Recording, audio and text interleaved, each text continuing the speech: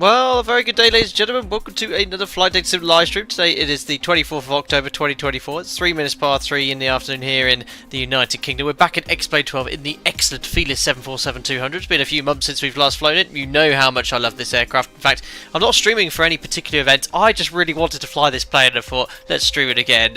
So we're here in Kazakhstan, the first ever time we've streamed in this country. That's because at the end of the Cross the Pond, a couple of people actually chimed up from Kazakhstan and said, could you fly in this country? And I said, absolutely.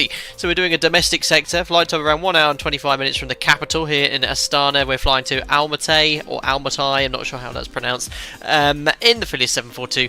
We are live weather, we're 12 hours behind live time because the sun would be setting right now. It would be a night flight and there's some beautiful scenery on the way there, especially just the south of our destination Almaty. But having said that, the weather is absolutely atrocious. CB's here, rain, and all forecast en route as well, so all those ortho tiles I downloaded was all in vain, but we'll have to see what's going on. Also, plenty of excuses for me today. I got up about 12 hours ago. I was on an early morning sim shift and had a quiet afternoon plan, so I've been away for 12 hours. Lots of mistakes. Perfect excuse is fatigue. There we are. Here we got in chat here. We have Henry Andel. Hope you're doing well. I like Listerman's here as well. This is an absolute channel favourite, the Felis 742. So glad to be in it as well.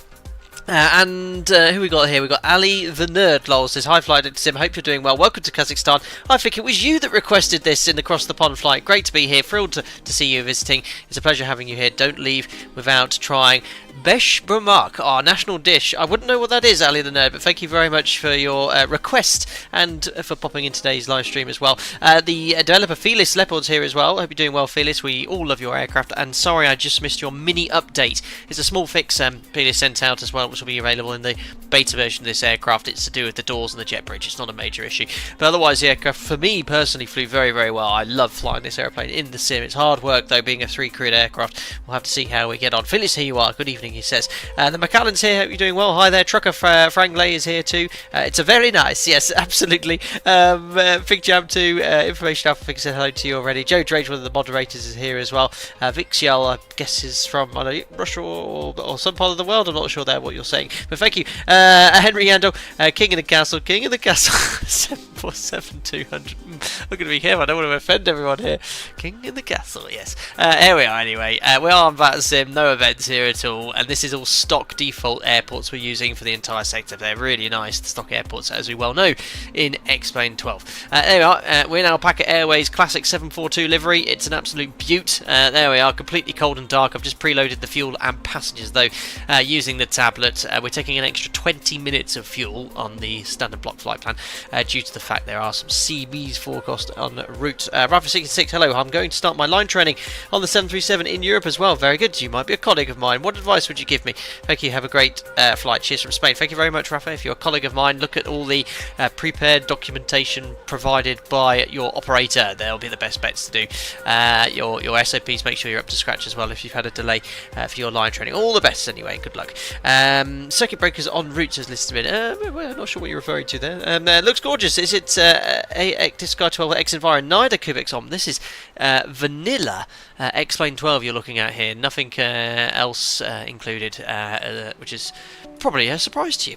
Anyway, let's zoom on in towards the aircraft, through the hump, into the cockpit. Oh yes, look at that. We've got a bit of a strange colour in here. I think that's just X-Plane lighting during sunrise. Remember, I'm exactly 12 hours, well I say exactly, no, I'm about 12 hours and 2 minutes behind lifetime, but that will do. 0205. It's currently 1407 in real life at the moment. Anyway, let's turn the sounds down here. The sounds on this aircraft are absolutely epic when you start the engines. The best sounds I think on any add-on, if I'm personally, if I may say in person. It's absolutely nice. Jounded random failures enabled. I am a failure flying this aircraft. Look what I've got to do. I've got to do all this hand fly, conventional navigation. Talking about conventional navigation, the default Simbury flight plan had me going a little bit more of a straight line.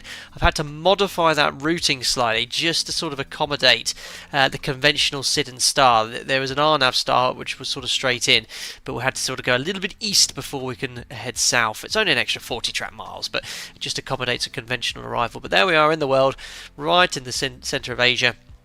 Domestic sector from in Kazakhstan, from where was it? Oh, this place again, Astana to Almaty. Very, very nice.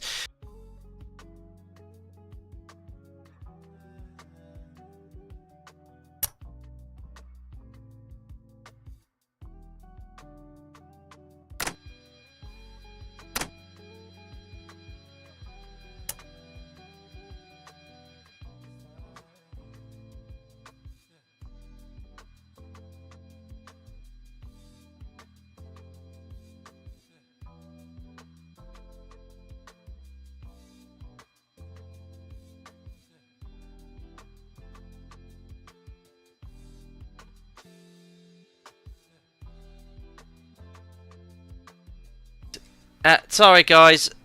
What have I done? Right, I've done something. Okay.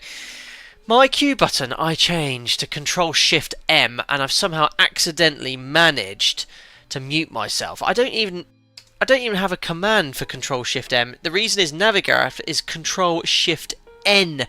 Control Shift N. So yes, unfortunately, I've got to probably adjust that as well. I thought, why would I ever press Control Shift M?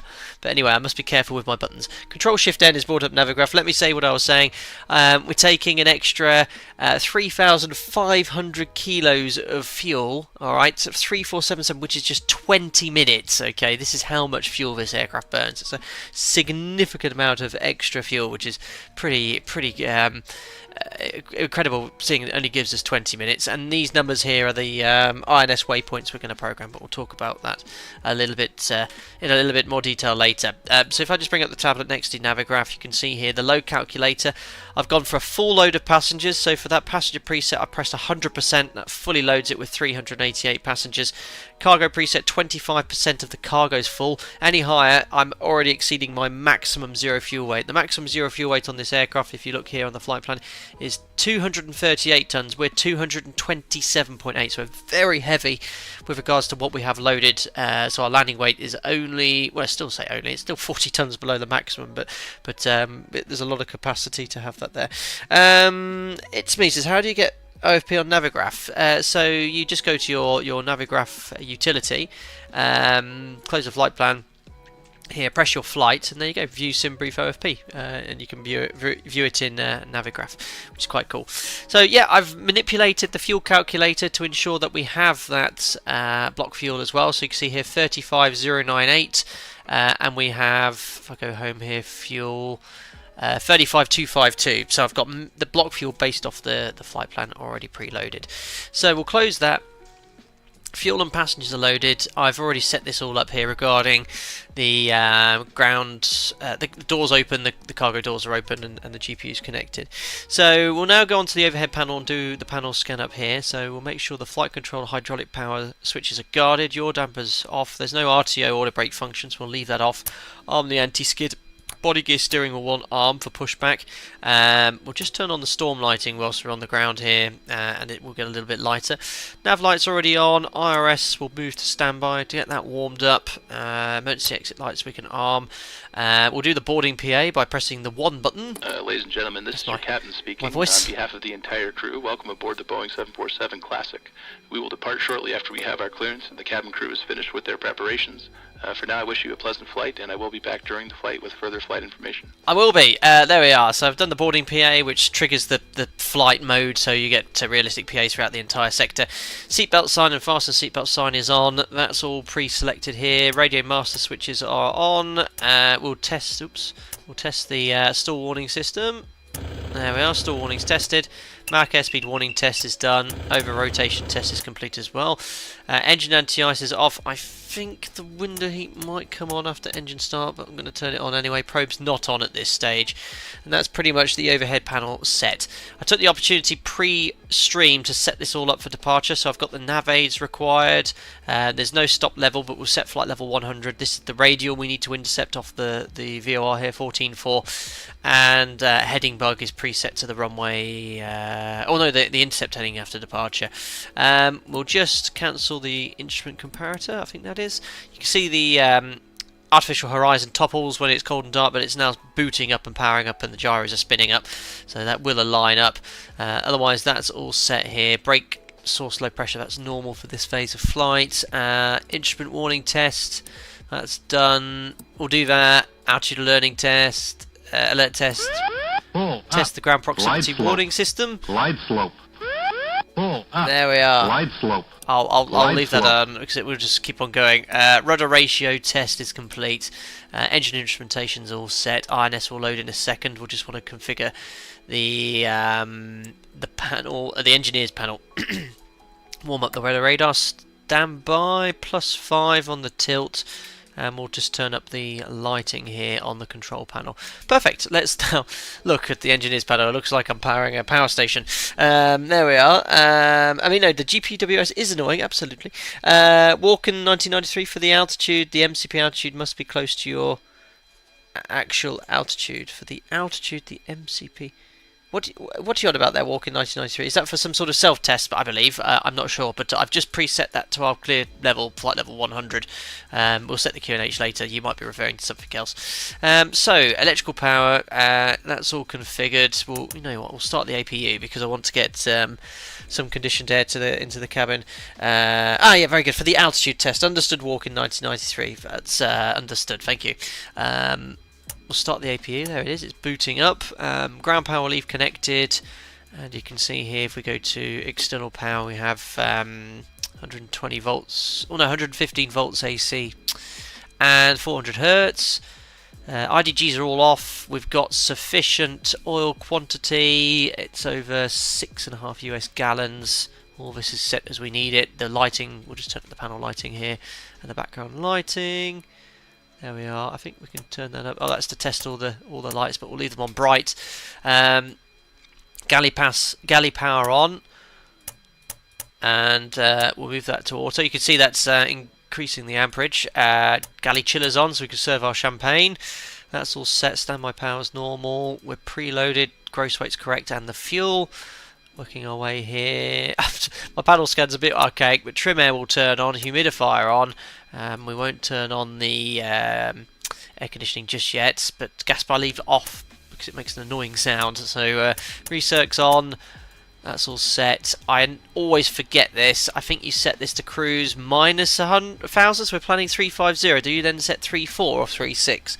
I can never quite remember that one there as well. Barrow's set, the QNH here. Let me just double check. I don't fly this aircraft often enough. 1012, 012. That's all set. Fuel pumps on. There we are. No fuel in the centre tank today. That's all set. Right. Equipment cooling test. Aft cargo heat normal. Let's test the overheat and the loops. So fault, fire test complete. Pumps. Oh no, we need bleed air on, don't we, first? So let me go here. Bleed air open. And we want to turn on the packs. There we are. Just put it to half. And now we can put the air pumps to auto. And then for pushback, we need to reconfigure that. Fuel use has been reset. Continue our way over here. That's all good. This is closed. It's to do with the flight data system. Brake temperatures, obviously first flight, they're all cool. So overheat test complete. Anti-skid all working. And the fuel jettison panel, make sure that's closed. There we are. Oh, someone's at the door. It's a delivery. I'll leave it at the front door and grab it in a second.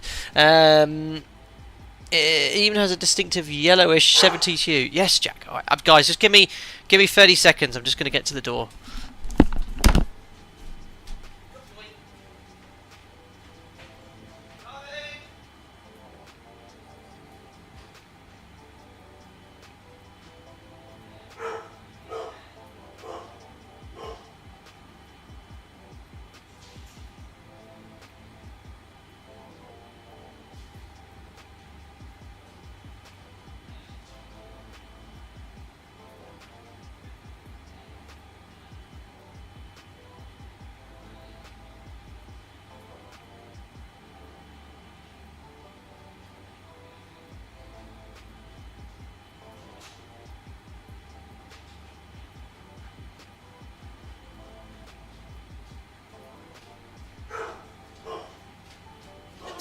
Drivers asked for my fiance's pin. I don't know what that is. Give me 2 seconds, guys.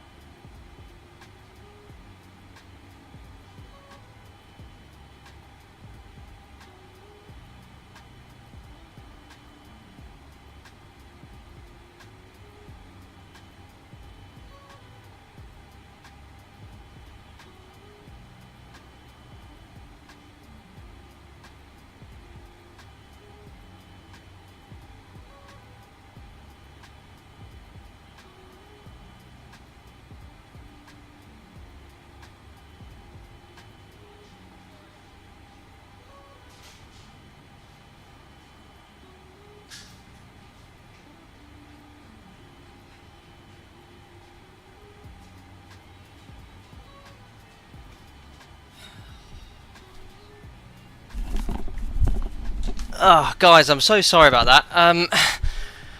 So I was told by my fiance there's a delivery coming. It's like, yeah, no problem. Just tell them on the notes to leave it by the front door because I'll be streaming. So he's knocking. So I went there, and he says you need a PIN number for the delivery. So I'm trying to basically get in contact with Joe, and this guy said I need a PIN. I can't deliver it, so I haven't got a PIN. So yeah, I've just had to sort of say I have to come back another day. So that was a complete waste of time. Oh dear. Sorry about that, guys, but these things happen. So let's now carry on from where we are. We thought it was Domino's. Brilliant. Oh yeah, looking at the banter. Woof woof. Yeah, you hear Jack barking. 80 called. Brilliant. Oh dear. Now it's completely thrown me off as well. Okay, 7472. Brilliant. I can see what you're saying there. Where was I? I think I just finished the panel scan here, so that's all done. It'll be your fault that you don't. I know, Greg. I was just thinking that I'll be getting told off, saying what I just tried messaging, calling, but no response. Anyway, Aaron, you've had that happen. The guy can accept a phone number instead of a PIN. You should have been able to request that. Oh, I've never ever had a delivery where someone's asked for a PIN number before. Anyway, I digress. We've done the panel scans for the overhead panel and the engineers panel, so that's all complete there as well. Let's now load up our routing into the INS. So here we are. We're in Astana. Our SID we're going to fly is this one here. If I just hide that, it's the Bedka 5 Golf. It's a conventional SID, nice one for the 742. We're going to take us. That's going to take us to Bedka, which will be our first INS waypoint. And then all the INS waypoints I've programmed are in between the turns. So second one will be Kilo Romeo Golf. Third one Bravo Lima Hotel. Fourth one Tango Delta Kilo. And the last and final one will be Turba, and then actually I might select one over the airport as well, so 5 or 6 in total. And I've already selected all of those on the flight plan. So if I go here, flights, view sim brief OFP, you'll find that I've got all the positions preset here. Before we do that though, we need to insert the aircraft's position into the INS. So we shall go to align now, because it's only been in standby. So 1, 2, and number 3 to align, and let's go to the INS down here. So we're going to rotate this to position, and then we're going to insert our present position here. So you open up your charts, select this here, parking stands. We're on stand number 3. Oops, no, not that one, sorry, it's parking coordinates. There we are. 1 through 3, and then here's our position there. So we can put in north, 51016, 51016, and then east, 51016, insert east 071276, insert. So I've inserted our position, and just to save a little bit of time, instead of doing it in all of the INSs individually, I'll just go here to INS, insert present position. I think if I do that, and you can see it's the same what I've done here, it'll actually copy the position into each one of the INSs, but then we'll use the remote function to copy in the routing. So there we are. That's all selected. We'll just get rid of Navigraph there as well. Who we got here? AJ Farani, thank you very much for your £5 donation. Very kind of you, sir. Thank you. Let's see what you have to say here. Kind chaps. If you need me, I'll be in the forward bar, enjoying a couple fingers worth of scotch and a cigar. If you need any assistance in the flight deck, I'll need to be thoroughly lubricated first. Christ almighty, thank you very much, AJ Faradi, for the £5 donation. That's very kind. I don't know what to say. That's most interesting. Enjoy your 2 fingers of scotch and your cigar. I'm not sure about the rest of the comments. Come with your lubricant very soon. It's flight deck. Oh dear, thank you, Matthew Newey. Oh my god, that was going to set the thing off for a long time as well. Let me just turn the alerts off mute for a sec. Thank you very much. You've done that before, Matthew Newey, new member, and you've donated 1, 2, 3, 4, 5, 6, 7, 8, 9, 10 people. Welcome all members to the channel. That was very kind of Matthew Newey, and you're all invited to our members only Discord. Discord. Custom emojis in chat as well. Thank you very much for your generosity there, Matthew. That's very, very kind indeed. And I've just shut the the alerts there, because that is going to go off for a while. Thank you very much indeed. Right, so that's really thrown me. I've got dogs barking, deliveries not being delivered, very generous things coming in from the members as well. Thank you very much. Right, so we've got our initial position in. We're now going to rotate the INS to align, and then we're going to go to waypoint now. So waypoint, and waypoint. We're then going to use the remote function. So remote on 3, 2, 1, 3, 2, 1, and this will copy all of the routing to each INS one at a time. So there we go. We'll go to waypoint 0, which is our position, to waypoint 1. And now I need to bring up Nevergraph to insert all the positions. Now behave yourselves, chats, because I know what you lot are like sometimes.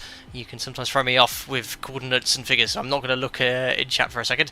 Let's put in Bedka first, and that's number 1. So north 50, 13, 3, 50, 13, 3, insert east 0, 7, 2, 1, 5, 8, 0, 7, 2, 1, 5, 8, insert. Waypoint number 2 is next. That's going to be the Karganda VOR, north 49, 41, 2, north 49, 41, 2, insert east 0, 7, 3, 2, 2, 4, insert. Waypoint number 3 is Bulkash, that's north 46, 53, 0, 46, 53, 0, east 0, 7, 4, 59, 0, insert. Waypoint number 4. What's a comment there about Vikings? Amazing to think the Vikings navigated like this in Big Smoke. Brilliant. Oh dear. Number 4. North 45, 064. North 45, 064. Insert. And then east 078 258, insert. Penultimate waypoint number 5 is Turbo on the arrival. That's north 43 34 9, insert east 077305, insert. And lastly the airport itself, in case I get lost, north 43213 43213, insert east 077026, insert. Right, so that's all done. I can now deselect remote. So 1, 2, 3, and you can see here, look, all the waypoints have been copied across up to waypoint number 6. Alignment should be complete, so ready nav, and you can press the here on the INS tool, quick align, and that puts all the INSs to nav, completes alignment, and there we are, all of the INS waypoints are. PK says recheck number 3. Okay, we'll do. I trust you. 3, 46, 53, 0. Oh! What happened there? Thank you. What happened there? What did I do? Did I... it's not even close. What did I do there? Oh, wow. Okay. 1...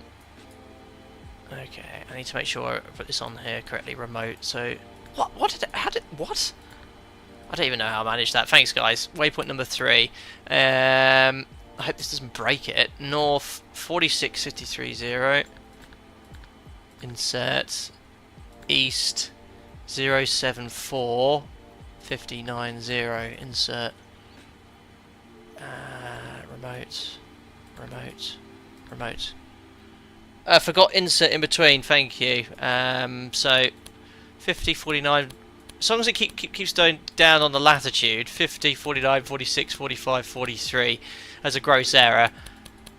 Okay, good, thanks for that.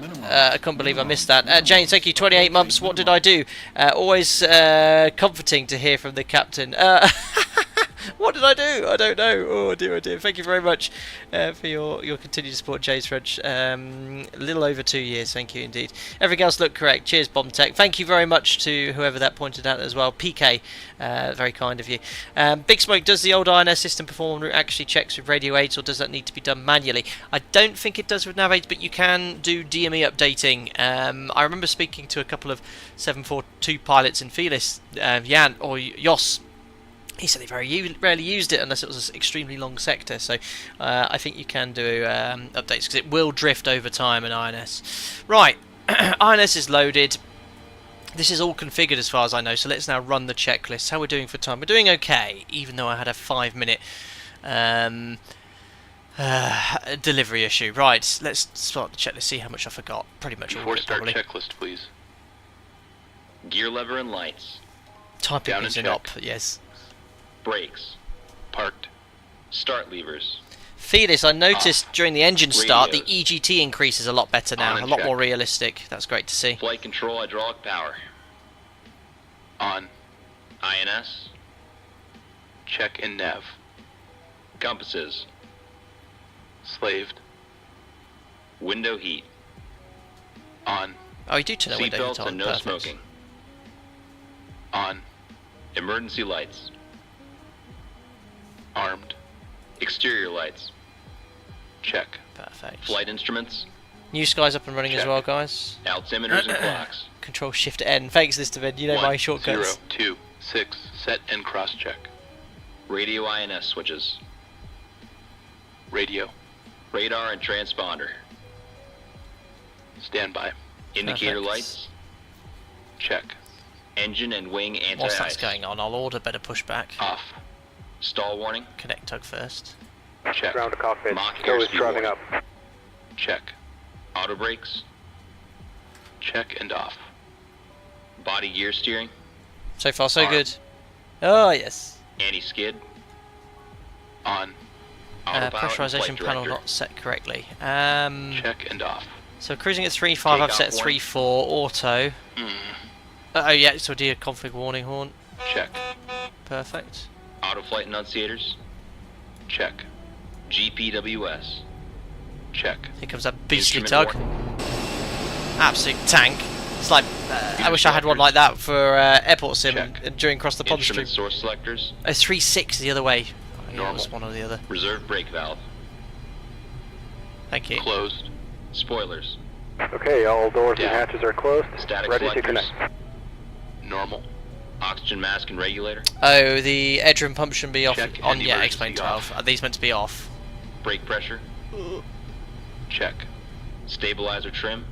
Oh, Check and on. that is not set. We need to do the Rudder and performance aileron as well. trim. I forgot to do that. Check.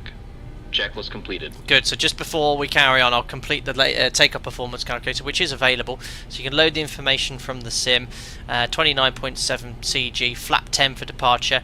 Runway length then we can just update here. So let's find the takeoff run available, and it'll be a wet departure.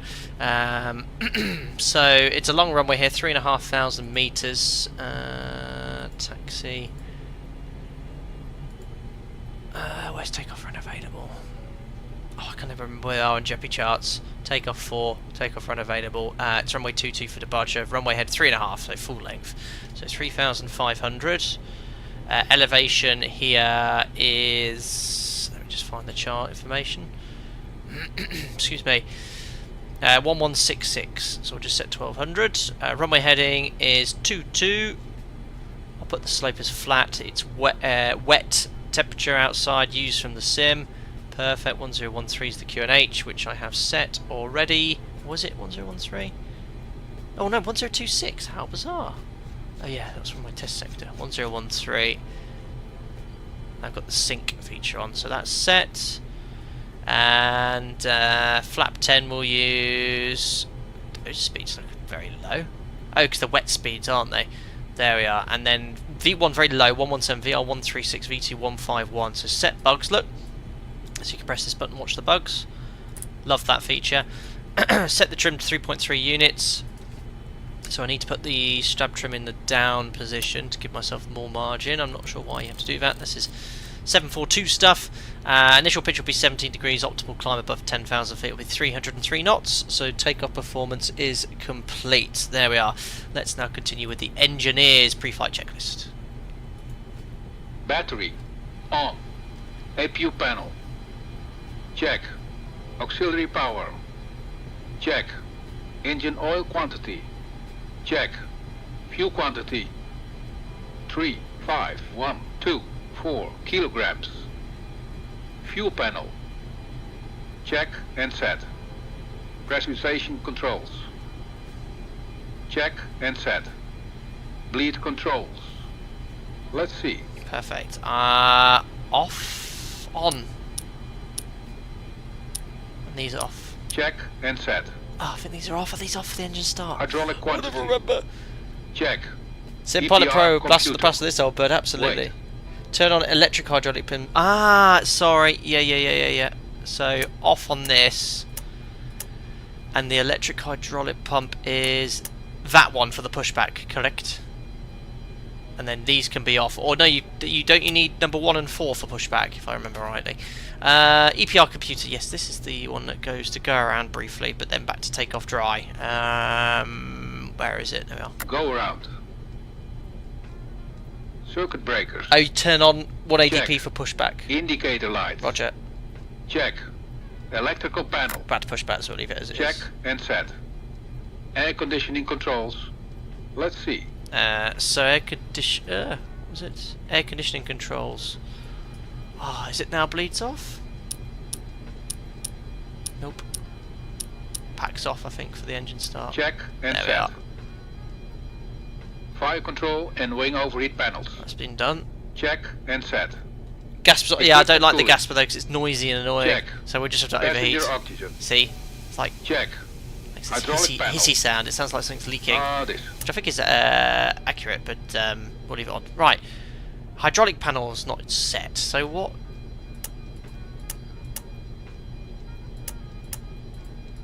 It's off, isn't it? Check and set. There we are, and then one on for the pushback. Fuel jettison panel. Check. Crew oxygen. On. Oxygen mask and regulator. Perfect. Check and emergency off. ADPs off. Perfect. Checklist completed. Right, next is engine start, I think. So after start. So just before we turn the beacon on and start our pushback, let's talk about the SID and taxi. So departing off runway 22, we've not really looked at the weather. Look, yes, meters per second. So it's quite a brisk wind. 210 at about 18 knots. That would be down the runway. 8,000 meters rain, light rain, overcast 805 degrees. So we're actually in icing conditions. So I think for icing, do I turn the engine anti-ice on prior to departure in the 742 and the wing anti-ice, I guess. But we're straight into icing conditions today. And then our SID. What we're going to do is climb runway heading until we get to 3 miles at Alpha Sierra Tango. So 14.4 is the nav aid, which is tuned. We'll just listen to the ident. Oh, I'm getting 2 DMEs there. It's the marker. Let's have a little listen again.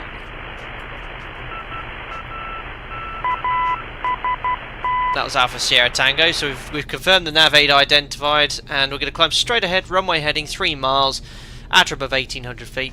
We're going to make a left turn heading 096, which is what I've preset on my heading bug, and then we're going to intercept the 136 outbound, which is tuned here, 136 all the way to Bedka after 58 miles between 9,000 and flight level 240. So you know what, I'll set the upper limit of 240 here, and then we'll make sure we set standards. Good, so that's all set, and that's it, we're ready for push and start. So this is the best part of this aircraft, so best part indeed. Start pushback. Cockpit. Please show me where you It's want going to to be a go. straight pushback for taxi. I've just noticed the cargo doors open. Tow connected and bypass pin inserted. Release parking brake. Slow down, we've got some things left to do. So we need to put the APU on the bus, which I've not done yet. There we are, APU's on the bus. We can now disconnect the where is it? Ground service, there we are. No. So remove the chocks. Cockpit to ground. Remove the chocks. Disconnect the GPU. Cockpit to ground. Disconnect ground power. Close the doors. There we are. And disconnect the jetway.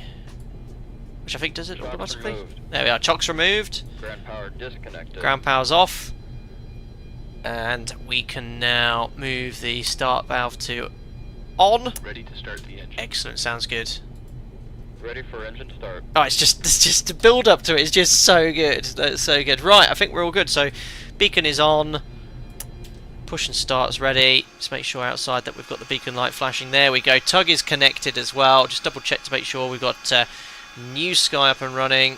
Perfect. Where are you, New Sky? Perfect. Flight's logged and started. Right. Let's commence pushback. Oh, it would have been about 35 minutes if it wasn't for the delivery issue we had. Good. So, did I say? Did it say yeah? Pushback complete. Release parking brake, basically. Parking brake release. There we go. Starting pushback, and you may start engines. Perfect. Here we go. And we're on our way. Perfect. So sequence start 4, 1, 2, 3. Let's start engine number 4. Starting engine 4. Start valve open.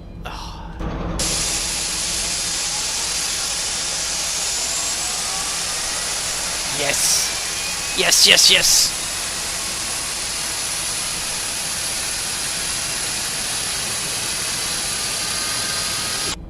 So got to go in the flight deck here. So we have N1 rotation. And N2 is already a max motoring, so should put the fuel in. Where's oil pressure? Oh, I can't put it. Oil pressure, it's risen, that's fine. Fuel on. Fuel on.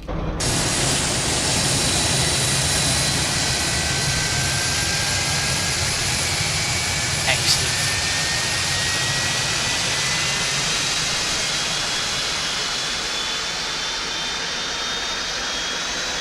Excellent, excellent, excellent. Oh wait, it's not loud enough. I think something's happened to my sound. This should make it louder. No, I don't know. It should be louder than this. Wonderful. Good, that's good start on engine number 4. Let's now start engine number 1. Starting engine 1. Start valve open. Perfect, so we'll watch this one inside because Felis has fine-tuned the engine start gauges so it's a little bit more realistic now. So we have N2, oil pressure, and N1. 20% N2. Fuel on. Fuel on. Light up. There you are, so EGT's now increasing a lot more realistically. On older versions it would spike up a little bit quicker, but it's much better now. Perfect, you can't hear anything up here because it's so far Starter off. in front of the engines. There we are, so good start on engine number 1. Wait till it says stabilised. Engine stabilized. Perfect, starting engine number 2. Let's now go outside for this one as well. Engine 2. Starter valve open. When I get the fueling, so I think the pushback's almost complete. Operation complete. Set parking brake. Oh, gotta set the parking brake. Parking brake set. Disconnecting tow. Stand by. Fuel on.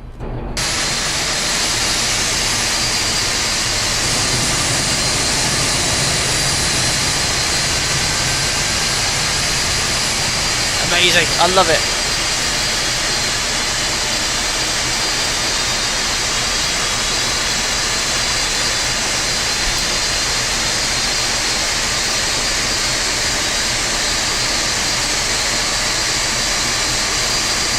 Good job. Starting engine number 3, the final engine. Starting engine 3. Starter valve open. Perfect. N2. Oil pressure. And N1. Tow is disconnected and bypass pin has been removed. Hand signal on the right. We'll see you next time and have a safe flight. Starting engine number 3. Beautiful.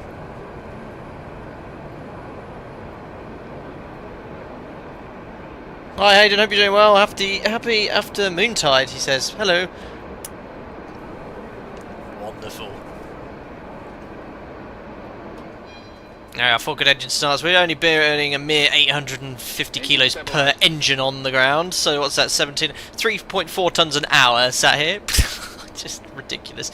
Right, 4 good engine starts. So pushback's complete, parking brake set, and we got rid of the ground crew. I should have done the cabin crew arm slides PA, so we'll do that now. Cabin crew arm slides. Bit late, but let's do the before taxi flow. So let me try and remember this. Oh.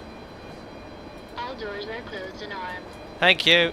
So generators on APU is off. Bleed air is also off.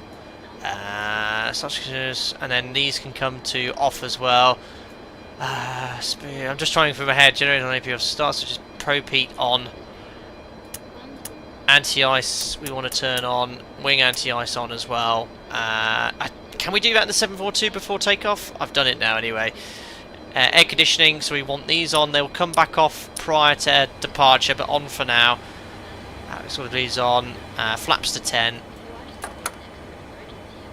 Flaps 1. Flaps 5. Flaps 10. Perfect, flap 10. Let's check the flight controls. So, forward, back, left, and right. Rudders, right and left. There we go. Recall, we just got the anti-skid hydraulics, which is normal. Oh yeah, I need to reconfigure the pumps. Off. There we are. And now we can start the after start checklist. There we are. After start checklist. Flight recorder. On. Start. Something's wrong with the audio for me. I don't know if you. Does it sound all okay for you guys? On. It's like it sounds different to Brake me. pressure. Check. Start levers. Idle detents. Engine and the eyes. On. Electrical panel. Check. The voice sounds very quiet. Open. Dual warning lights. Out. Hydraulic panel. Check. Yeah, a bit quieter than Flight before. recorder. Don't know what's going on. On. After start checklist completed. Much quieter. I've got X-plane turned up as high as possible as well, so I'm not sure what's going on. Right, anyway, not to worry. So that's all done. And now taxi checklist. Taxi checklist, please. Flaps. Yeah, something's going on with the audio. Flaps 10. Flaps 10. Yeah.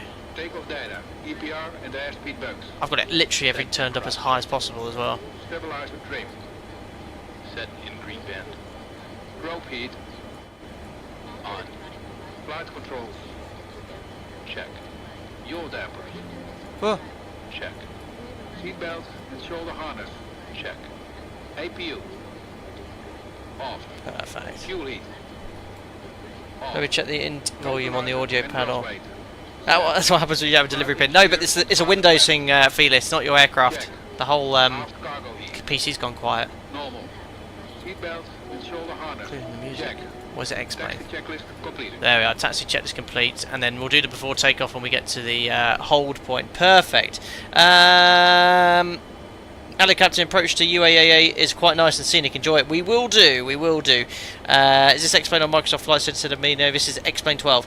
Perfect. Yeah, I'm not sure if it's, I'm just going to play something on my soundboard just to see whether it's a flight sim thing or a whole PC thing. So if I, yeah, that's loud. Yeah, so it's X-Plane. X-Plane's gone very quiet for some reason, even though it's set to 100% in my Windows. But usually this would be deafening me at this volume, and I'd have to certainly turn the sounds down. And if I play music, yeah, you can hear that quite easily. So yeah, not sure, guys. But I'm not going to reset the entire sim. I've got the volume maxed out. This would usually be way too loud. Anyway, we shall now commence taxi. So we're going to not do what I did on my test sector, guys, which is taxi here and not go past Alpha. I ended up on Kilo. So we're going to watch out for that turn. So it's just a right turn out via the apron and a straight line. We'll take Charlie and then go on to Papa. Perfect. So turn off and taxi light on. Oh no, there's no taxi, will turn on the inboard. Let's take off the parking brake. We'll do a quick config check. There we are, no config warning. Volume mixer, yeah, everything's set to 100% on the volume mixer in Windows. 100%, which I always have it set to. It could be sound settings in the FB. Let's have a look. Where on earth are those? Ah. There we are, I'll just take the parallel taxiway for now.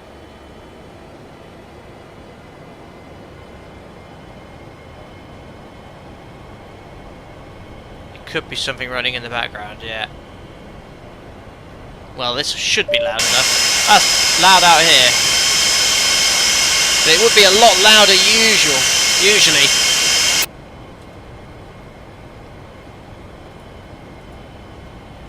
I think I've had this happen before though, not in the Felis, in other things as well.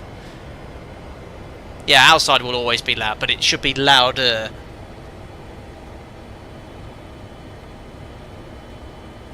Good, 10 knots, slight right turn here. Beautiful. This aircraft taxis like you're taxiing a 300-ton vehicle. It's great.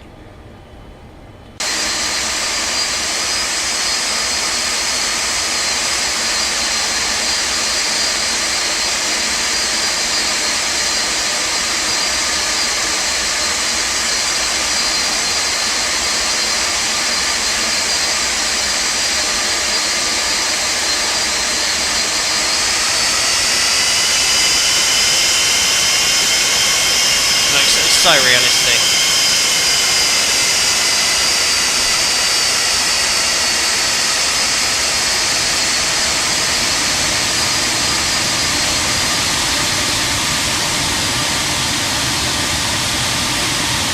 Yeah, it should be unbelievably loud. It's still pretty good.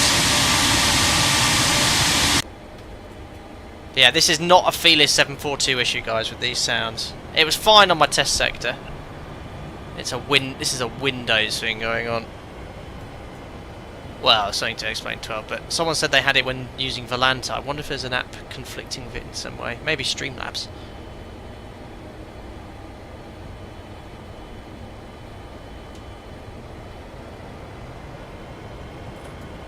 Perfect. Onto the parallel taxiway now.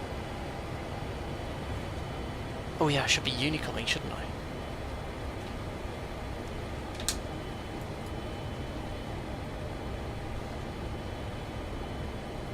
Gear not centered. Perfect. Alright, let's get configured for takeoff. Get this weather radar on.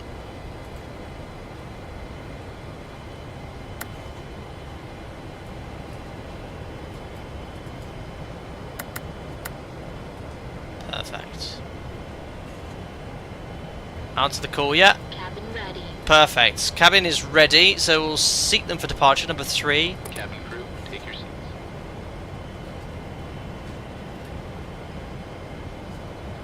seats. My ears are bleeding. Unsubscribed. Main explain 12 menu. Yeah, it's all maxed out. This should be, you would not, in any other situation with explain, if this was turned up to master the full like this, you would not hear me speaking. Especially in this aircraft. Externals louder.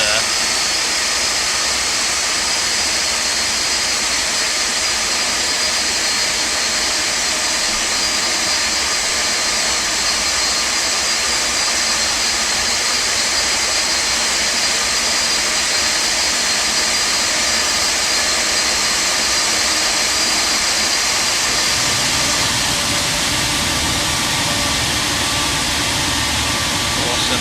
So good.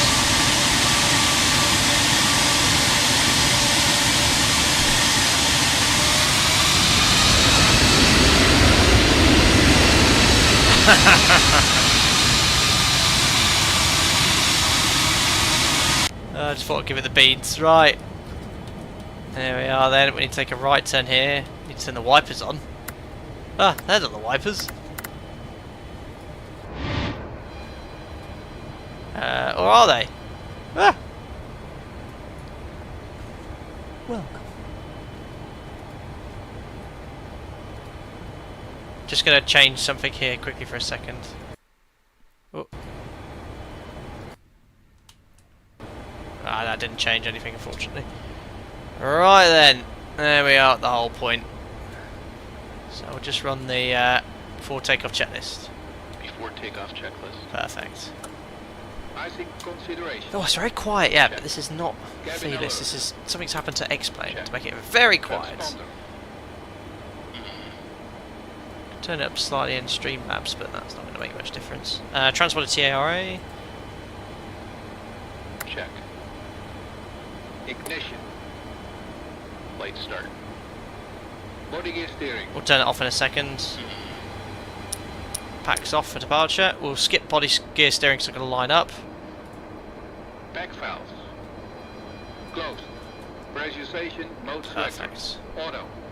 Fuel boost pumps. On. Cross feed valves. Check. Before takeoff checklist completed. Perfect. So release the parking brake. set. Parking brake released. Now line up. What's happened to my wipers then?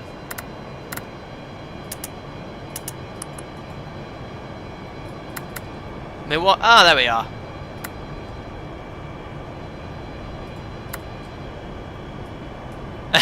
It looks like a dog's tail. Int volume is in the middle. Check audio panel on the pedestal.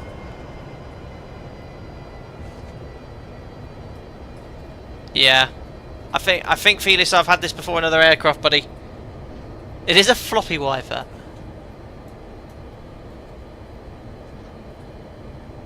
There we are. So I am sorry for the lack of volume. Again, this is not an issue with this aircraft. It's to do with X-Plane. I've had this happen before. Alrighty, body gear steering off. And I think we are ready to go. So remember, for the SID, it's climb straight ahead, 3 DME, left turn 096, intercept the 136 outbound to Bedka. Alright, Tokes and chat. Let's go to Almaty.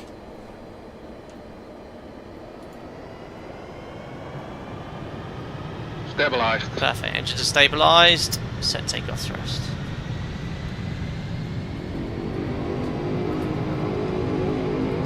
There we are, takeoff thrust indications normal. Left rudder coming in. Airspeed's alive. 80 knots. Checked, release forward pressure. Slight difference in engines 3 and 4 and 1 and 2. That's probably why I'm using left rudder. Hands off E1. Rotate. Here we go.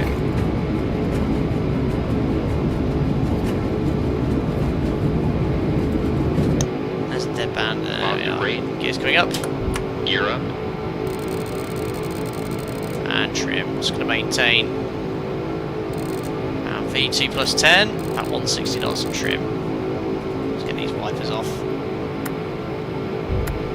Awesome.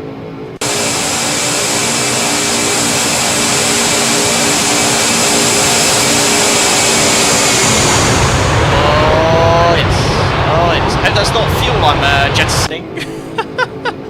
Right, bug up. Yeah, flight directors are off, don't like them on this plane. So waiting till 3 DME, we're just flown over the VOR. So let's lower the nose to 10 degrees, which gives us around 1500 feet per minute. Trim nose down, we'll start retracting the flaps. Flaps 5. Just keep trimming nose down. Climb thrust. Ooh, don't start descending. 1.5 miles, just maintain runway heading. Flap 1.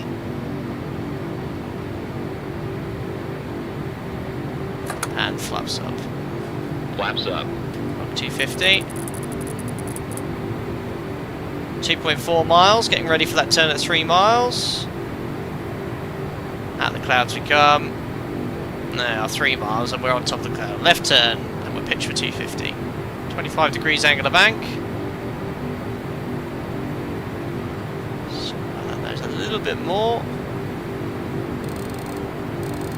Getting trim for 250. Still accelerating as well on the turn.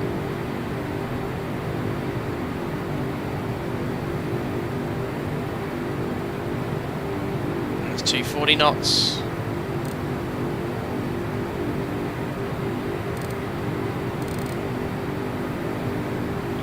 Trying to hold it at 2,000 feet per minute to get the aircraft to accelerate. Probably got to drop that nose a little bit more to get it a little bit quicker to 250. Coming up to intercept heading. Should be doing the after takeoff checklist now, but I'm enjoying myself.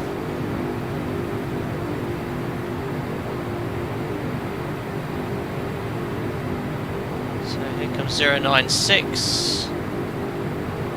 All wings level. That flies so nicely. Just lower that nose to 1,000 feet per minute to get 250 knots. There, there's 250, so start pitching up to maintain 250 knots and trim. There we go, just sort of give you an idea where we're going. There you go, on the intercept heading now for the 136 radial.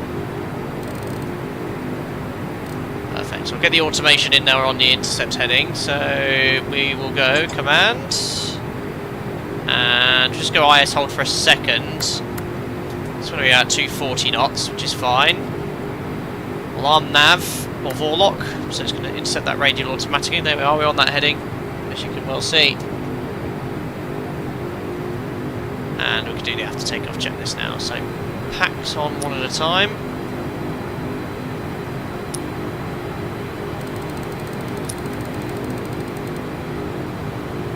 Oops, forgot to turn the start valve off. Engine anti-ice can come off. Wing anti-ice can come off.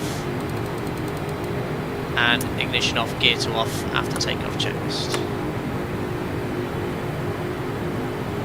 After takeoff checklist. And we've intercepted the radial. Gear lever. Off. Landing and logo lights. Damn. Oops. Is it one of the lights off already? I'll leave that, I'll skip that. Let's wait till 10,000 feet. Ignition. Check. 10,000. What do you want to know once the fuel on, doesn't it? Sign. Check. Back valves. Open. Fuel heat. This. Is it auto or on? Auto, my bad. Auto. After takeoff checklist completed. Excellent. After takeoff check is complete, we're now going to accelerate to our econ climb speed. So if we go here to performance calc 303, so we'll bug 303, go over to VS, and just lower it to around 1,000 feet per minute. Let the aircraft accelerate to 303 knots now, and then we'll go back to indicated airspeed hold, and we'll just do the pre-cruise check. So fuel is configured, lights is set as well. AP is off, pressurization. Diff is 3.5, climbing at 500 feet per minute. That's looking good. And sets, belts. Check's complete. And we'll set standard as well. We're just past the transition altitude, which is 10,000 feet in Kazakhstan. 1013 sets.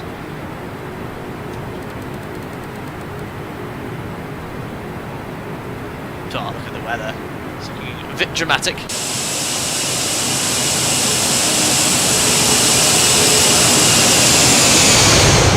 Oh, yes. Oh, it's such an epic aircraft. We're approaching 303 knots.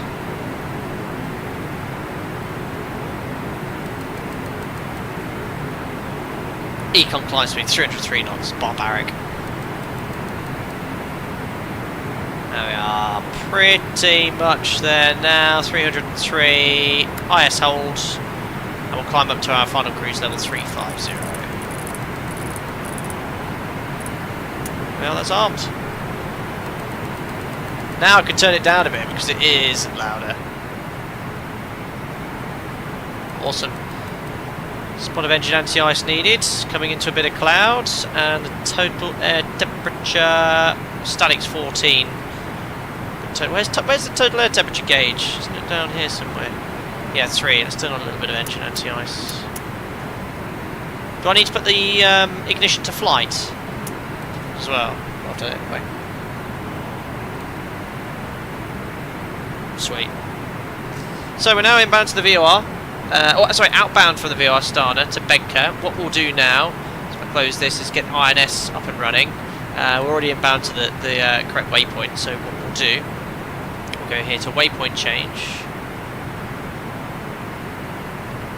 01, insert. Okay, just briefly go to present heading. So, where's heading cell? Good, and we'll switch over to INS. INS 1, INS 2. We're counting down the distance to Benka. It's currently 29 miles. 28, 4 miles to go, and we can activate INS. Which is here. INS is engaged. There we go. Pop on the fly directors now. There we are. Hour 25-minute flight time, so we should be there in about an hour and 15, 16, 17 minutes.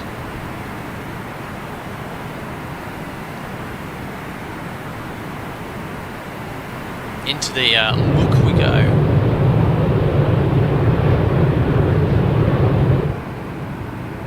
Sweet.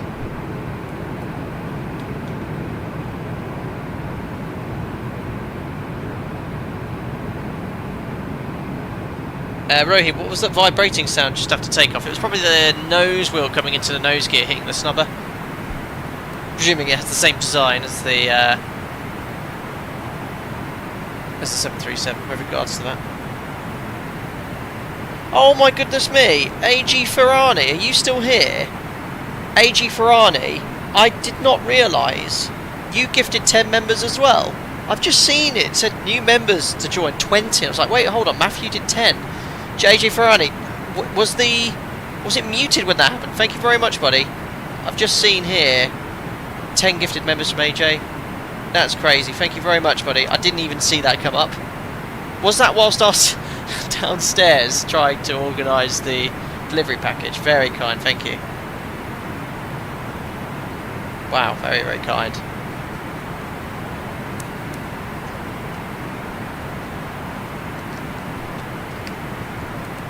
There we go. So after Bedker, we're going to route direct to the Kilo Romeo Golf VOR, for backup. We'll tune that 13.4. Already there, 13.4. We'll check the Morse. There you go, got Morse identifier on Navigraph there, so let's have a listen in.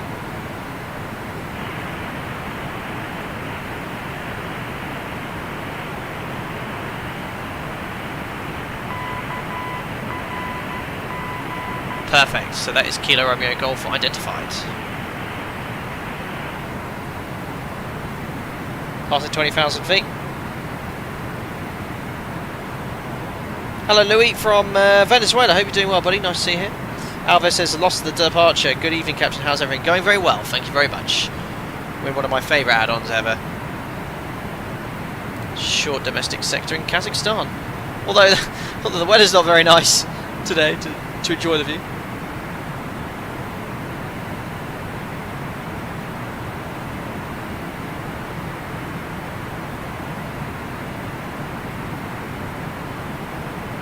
Najib, what's the purpose of an aileron trim tab? Great question.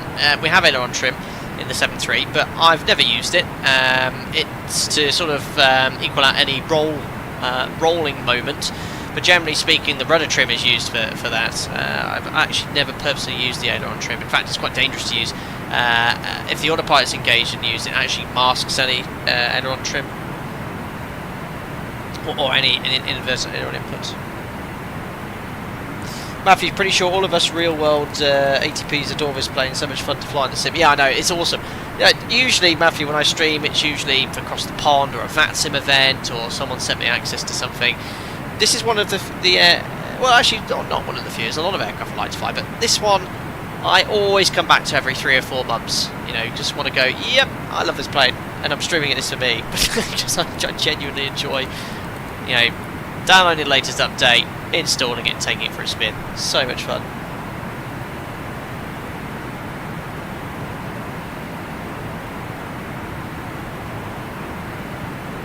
Harry, Captain Penny, for your thoughts on airlines starting their own flight training scholarships again. Feels like the industry has gone back to how it was 30 years ago, I guess because it works. Yeah, I mean, it's supply and demand at the end of the day, Harry. If there's demand for pilots, airlines will start investing into these schemes to ensure that there's pilots in the future. So all the best for anyone going for those schemes. I wish I had such schemes available when I was learning to fly. Unfortunately, they weren't, so I had to pave my way myself and raise the finances. But that is what it is. But yeah, I think they're a good thing for the industry. Joshua, when is CWS useful in the 7.3? Anyone like to hazard a guess as to how many times I've used control wheel steering in the 737 in the last 8,000 hours? 16 in the real aircraft.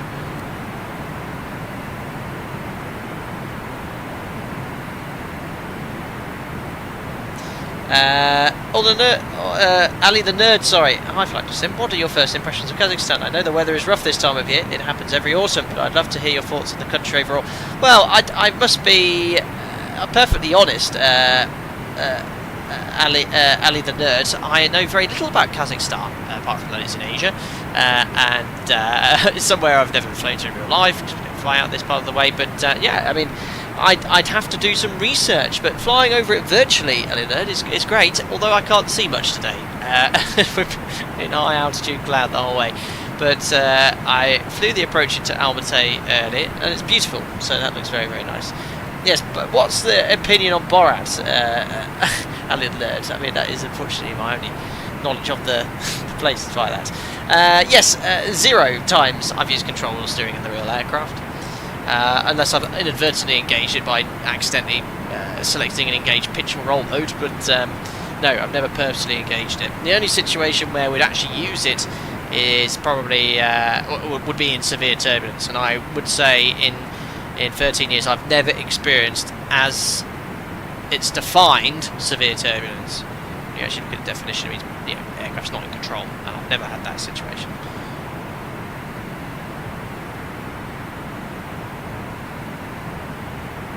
Matthew, back in my RJ days, had some planes that are so badly bent that we would fly half rudder three-quarters planer on trim. Crikey, those poor birds were abused by pilots due to jets. No, I've never had it that bad. And the older NGs fly it the same, but there's a little bit of play in the control column sort of thing, like an old car. Apart from that, they are very reliable. Although, look, we're just about to break on top. Beautiful. Climbing well. Mach decimal 7.6 now. We'll maintain 300 knots until we're doing Mach decimal 8.5. Look at that. Engine anti-ice off. Actually, I probably should put that weather radar tilt down. Now, this weather radar, it sort of does paint weather, but I'm thinking it doesn't differentiate between colours. I think the thicker or lighter green, or is it darker green, is more precipitation denser weather, but it is painting something which sort of you can see outside. There we are, 4 fat contrails.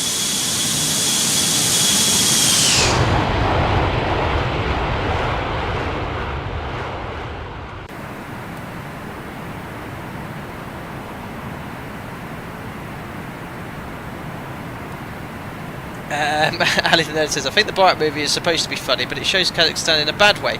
Many people might believe the wrong things about the country because of it. I don't like how it misrepresents us. I understand, I fully understand that. From a Westerner's point of view, obviously it comes across as quite funny. The character is funny as well, but I can rest assured you, and many people here in chat will say they very much believe that Kazakhstan is nothing like that, and it's a beautiful country with its own culture and lots of things to see.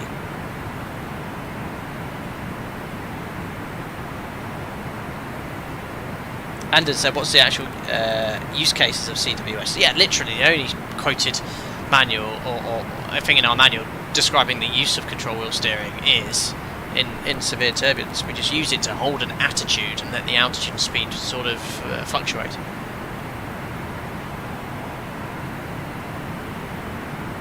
Clouds do look good. They've improved a lot in the sim. Still some work to do, but much better than they were.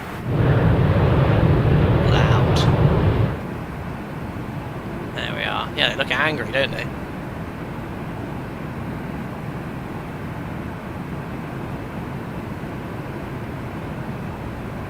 Yeah, corner page, that's a big wish. Yeah, if Sims could share a common weather engine, absolutely. That's the problem, really.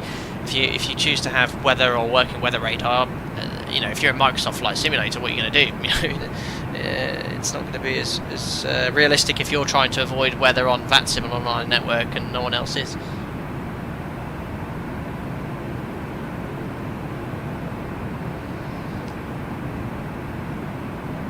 Harry, is there any particular faults that you see the Technog and just say, oh, F me, that would be a long day? Yeah, there could be some things. Things like if fuel pumps are on the 737 inoperative, you've got to be careful with your fuel planning. In flight there's lots of restrictions, but the MEL is more restrictive, so you've got to make sure you have a sufficient minimum amount of fuel to ensure the pumps are always covered in the event of a go around.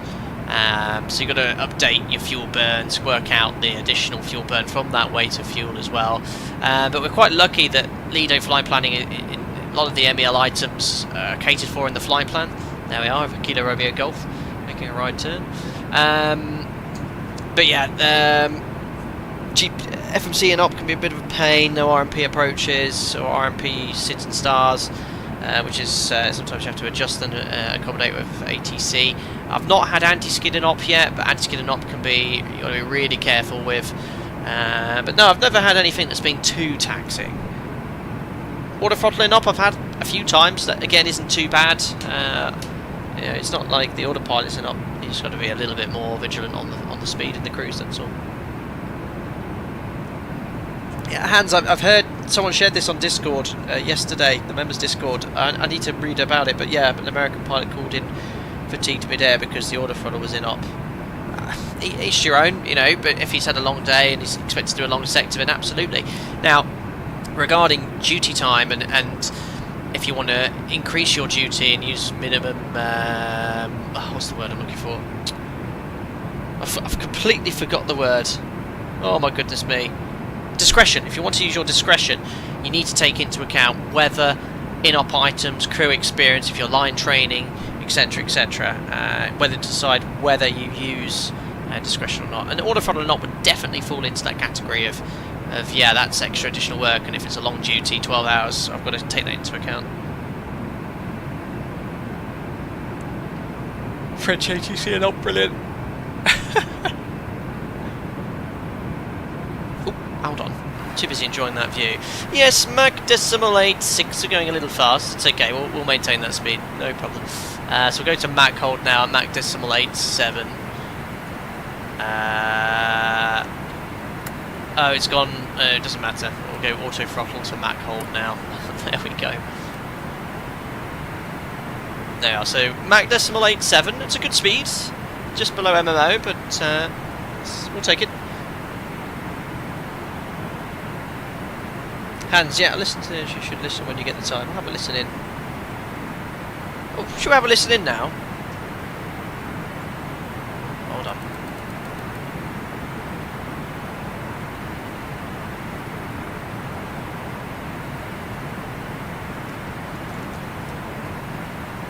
Just do a quick fuel check coming up soon.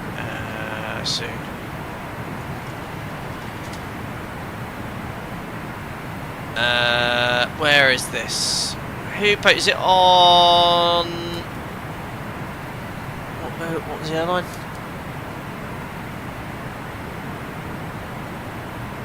American. Is it American Airlines?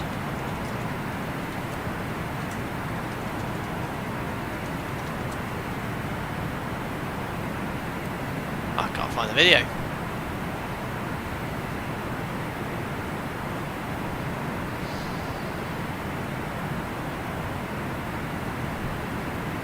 Perfect, anyway, just want to make sure auto throttle's in, Mach decimal 87. We'll just do a fuel check coming up to Nemku.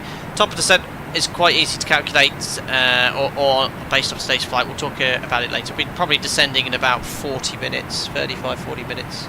But there's absolutely no beautiful Kazakhstan below. It's just completely cloudy, and I think we've got a decent tailwind on this sector. 36040. Yeah, a little bit of a tailwind. I'll look at it another time then. So plane, in the end, he didn't call in fatigued. He said the flight crew would be fatigued mid-flight had they continued for 5 hours of auto throttling up after the day they had. Absolutely. So on a normal day, if you had a 2-hour sector there about auto throttling up and it was the beginning of your duty, no problem. But if you've had disruption during the day, so such as defects or other problems up, it's explained doing its weather thing. If you had other issues during your day, during the operation, which is added to your fatigue, then absolutely that's taken into account. Big Smoke, how much of the ACPL theory is actually useful when you're actually out working as a pilot? Yeah, not the majority of it, let's say.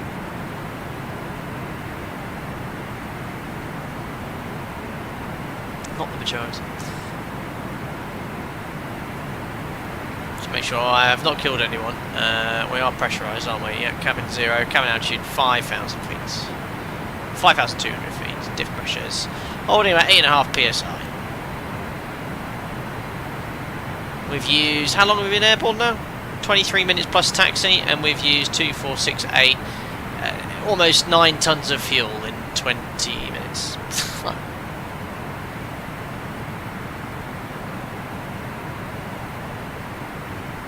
That's pretty long. Might bore the viewers' hands. Oh, but my voice, monotonous voice, and my streams probably bore my viewers. Right, coming up to Nemku. Let's do a fuel and time check. Nemku, 20 minutes, 23 minutes. We're running a little bit late. I think it was just the SID which isn't taking account in the flight plan. We should have 29.2 tons of fuel. We have 26.1. What's happened to that lovely extra fuel I took? Fuel used. Oh no, I'm looking at the wrong one. Not as bad as that, but still, Nemku 26.8, 26.1. So we burn an extra 700 kilos of fuel. That would be an issue in the NG. I'd be concerned. However, don't forget this burns about 4 times as much. Still use a little bit extra, but I should think again that is with the SID, which isn't fully catered for. Well, it does say 5 Golf. I'm not sure why that's so different. And then we should have burnt 7.5 tons, 8.3 tons of fuel. What did we say we burned? 8, wasn't it? So yeah, 8 tons. So we burnt an extra 300 kilos of fuel. Fair enough. Let's keep an eye on that and see how we progress. James MP, you need to get back to me on Instagram for your giveaway. Or have you gone back to me and I haven't replied? Probably the latter. Yes, James, you've won something from the merch store. You need to return my Instagram message. I hope you're doing well anyway. Aviator 113, hi mates, enjoy your streams. Any tips for starting out flight training? I'm based in Scotland. Fantastic. Where are you doing your training, Aviator 113? Just basically prepare as much as possible by reading all the documentation required for your phase of training, and the internet's got a great amount of detail. Just make sure you get it from reliable sources, aka not my videos.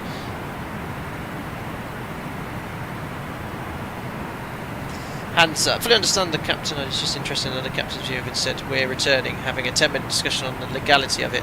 Fatigued VTech issue. Fatigue is something which needs to be taken seriously. I've not, touch wood, had to call in sick fatigued because, generally speaking, my operator, our shifts are quite favourable, in that we don't do much night flying.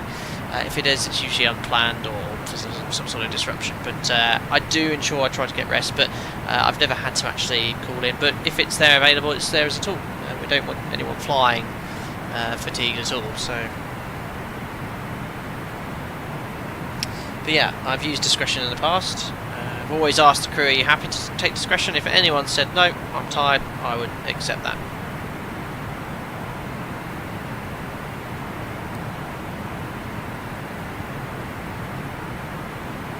Matthew, the aeroplane is a terrible classroom. Try to do as much learning as possible before getting onto the plane for each flight. Absolutely, Matthew. And I always have good intentions at home. I always say, oh yes, I'm doing a longer flight today. I mean, I'm always line training now anyway, so I don't get a huge amount of time to myself in the flight for some self-study. But once you're on the aircraft, it's loud. Distractions, obviously, en route. You can only do so much reading the manual on a shorter sector as well. But you're quite right.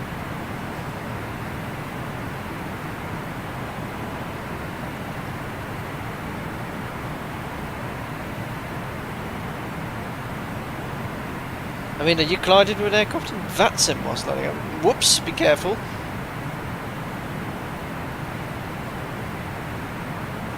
Joshua, is the jump from sim to real life scary, considering the sim graphics to real life? I could imagine being a big jump. Graphics come nothing close into what your perception of flying is, Joshua Reed. I think the biggest jump is the human factors. So, the movement in the air, how your body reacts to the lumps and bumps in the air, and the forces and the sensations you experience. The level D simulators, for example, that we train on, the graphics are appalling. The airport graphics are okay, so the airports are realistic with all the taxiway markings, but you don't have detailed terminals. The textures are like FSX, but worse, and all pixelated, because it's not designed to have good graphics. It's designed to train pilots, and 90%, 95% of the time, this is what it looks like. We're not looking outside. So, I assume the difference between engine is because of the 2 axis. Let's have a look here. I mean, I've got the auto throttle engaged here, Felis. So I've got the I've got the 2-axis option here, but there is a slight split. There is a slight split. Look, obviously, because I've got the auto throttle on, it's not reading it. Let me just try and re-engage the auto throttle. But yeah, I noticed that on takeoff as well. I didn't have this issue on the test sector, but yeah, 135, 132. And I am going to get an inbound over time. Let me just disconnect the auto throttle here for a second. Okay, so there you go. Look, we are now able to set them equally. Let's just re-engage the auto throttle. Yeah, that's better for this. I think it might have been just a bit of noise before I engaged the auto throttle, maybe.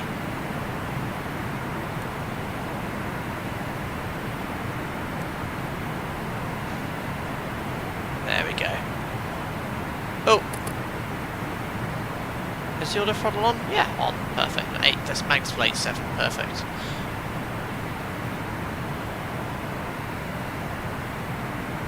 Walking on to most full motion sims on some kind of P3D. Maybe you're one at your local fun one that you can go in and try at your for was it 200 quid an hour, but a full motion level DSIM used by airlines will have its own Boeing software or Airbus software. Where the graphics come from I'm not sure, but I mean, when you actually look at what's powering the sim, it's a bank of computers. You know, it's not just one PC. It's quite phenomenal what's being used to power the entire thing. They're not on P3D, I can assure you that. So yeah, let's have a look at our fuel now. So we had that dim inbound. 1710 aside, 1710. Oh, it's actually looking. Oh yeah, look, you can see it. Look, number 2. Oh, what's going on with the lighting? Number 2 main and number 3 main. Look, it's a 300 kilo difference, and that will be the fact that the engine's been on different thrust settings for the entire time. Do I dare attempt to balance it? No, is the answer. It'll be okay.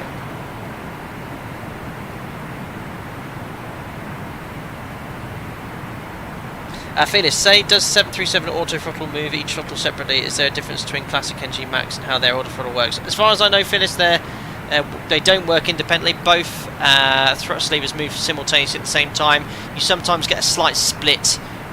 I think the engineers have to reconfigure how the position of the thrust levers are, but sometimes you get the same M1s and you have a slight split between engine 1 and 2. But as far as I know, the auto throttle in the NG Max is certainly the same. I think the Classic is maybe a slightly older logic, but not too different. But the NG and Max would be very much the same.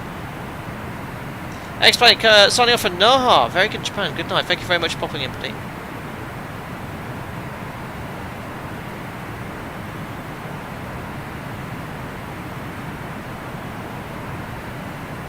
Corner, yeah, 4 throttles, 2 engines mapped, so there's an option in the Felis. I do have the 4 throttle option for the Thrustmaster, but it's massive. I don't find it too fun to use. But yeah, if you go here to options, you go 2-axis throttle on, no D10s. Oh, I didn't know that was a different setting, but yeah, you can have. So engine 1 and 2 is powered by thrust lever 1, and then engine number 2 by thrust lever number 2.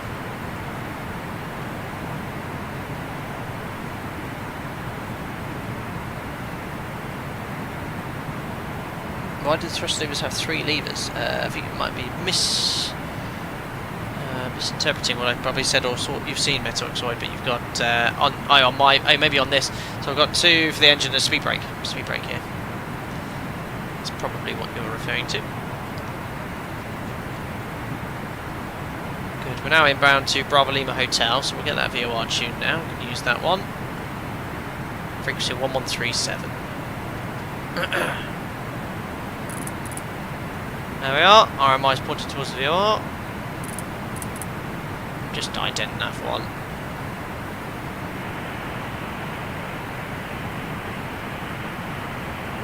There's the Morse. Perfect. There we go. So we've got... it's off. Bravo Lima Hotel identified.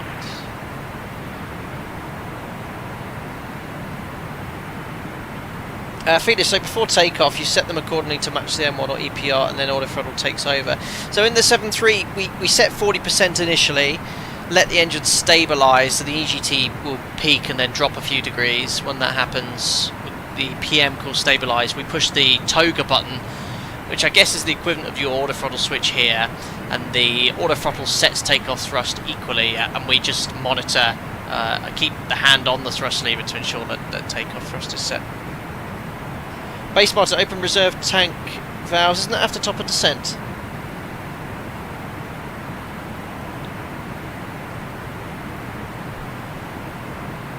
Metoxoid, one controls the reverse, one controls the engines. What does the other one do? I got used to the usual setup on other Boeings. What are you referring to, Metoxoid? I'll try and help. Are you talking about in the Felis or on my controls? Or I guess these are toga buttons or toga logic for the flight directors. Oh, Felis, no, yeah, is it if there's a disbalance, do you correct it manually, the auto throttle? No, the auto throttle will do it. The auto throttle will ensure that both M1s are the same. There may be a physical split in the thrust levers. No problem, Metoxoid. So what was your question? One controls reverses. So yeah, I think on here you've got the 4 engine controls. You've got the reverses here, 1, 2, 3 and 4, just like you do on the newer Boeing jets here. Yeah, actually I've got a question. I think they're just the dual controls. Is it exactly the same? Just got 2 different places to hold, I think. I've never actually looked at that and considered it. Great question, Metoxoid. XMHTX007. How often do you check fuel levels throughout the flight? Every hour. Generally, I do every 30 minutes because we used to. Ah, Lucas, thank you. That makes perfect sense. So Lucas, answering Metoxoid's question, these are for the engineers to hold and change thrust, and then obviously this is for the pilots. Makes perfect sense. No problem, Metoxoid. I've learned something new as well. We got there, we got there.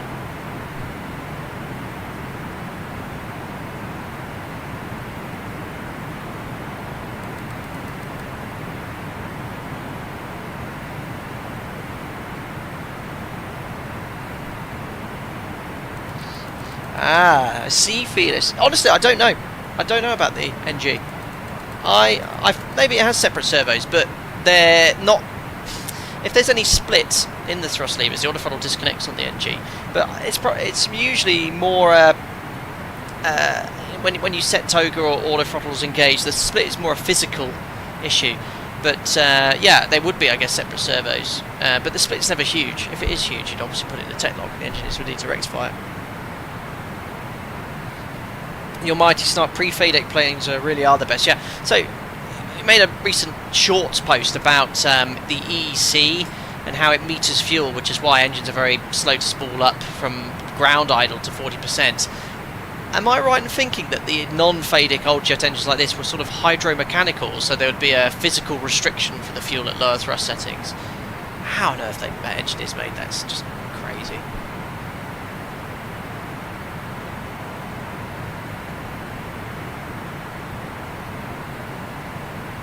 Oh, is that a little bit of Kazakhstan below? It is! Ooh! It's a quarry. Look at that. Where are we? Oh look, there it is! There's a hole in the ground. So something mined there, and a huge lake here.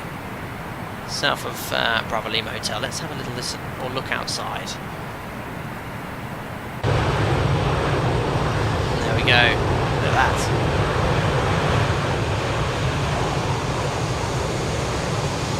Beautiful exterior.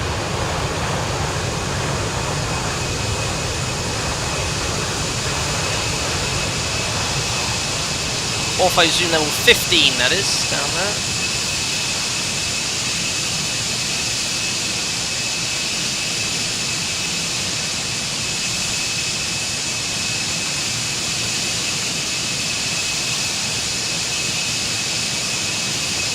Paul, Ortho, I do on a pre-flight basis, Paul, if you can still hear me.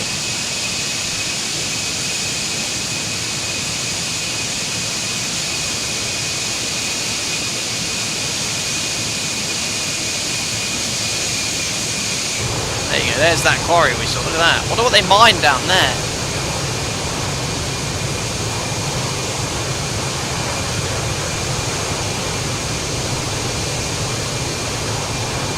This huge lake. Potassium, lithium. We're just saying random periodic table items. Uranium. I like it.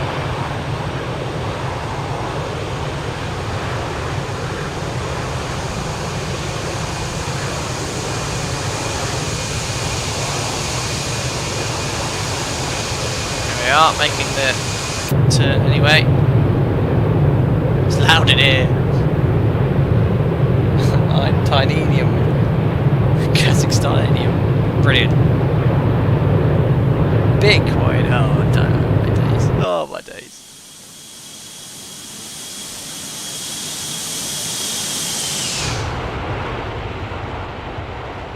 There we go.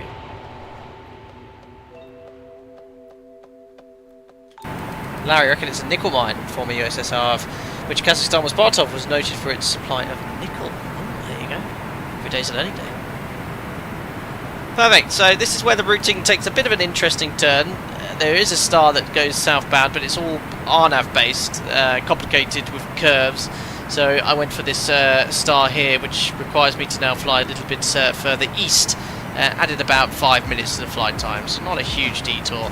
That's because this was the only conventional star, which we'll brief in a short while.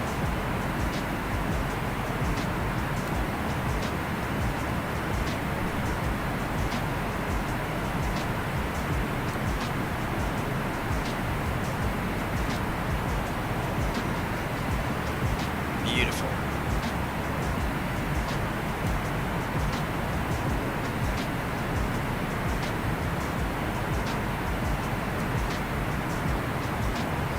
Mantex, in your opinion as a 7.3 pilot, do you find the non-back driven thrust levers on the Airbus problematic or hard to adjust to?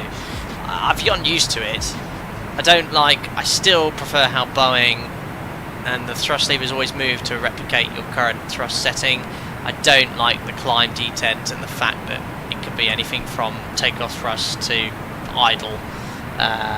That's unusual for me still. I understand the logic, and the Airbus is a great aircraft. You hear me say it here. Yeah, I don't like that logic. Burger Pops, this is stock guys, this is all stock X-Plane 12. This is no add-on. This is stock X-Plane 12. No weather plugins, no cloud textures, no filters. This is X-Plane 12.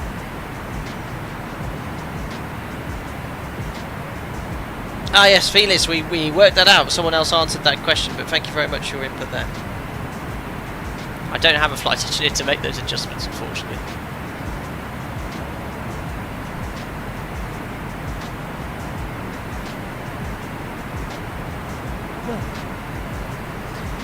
Thanks, subscriber then, Night in Gold, welcome on board.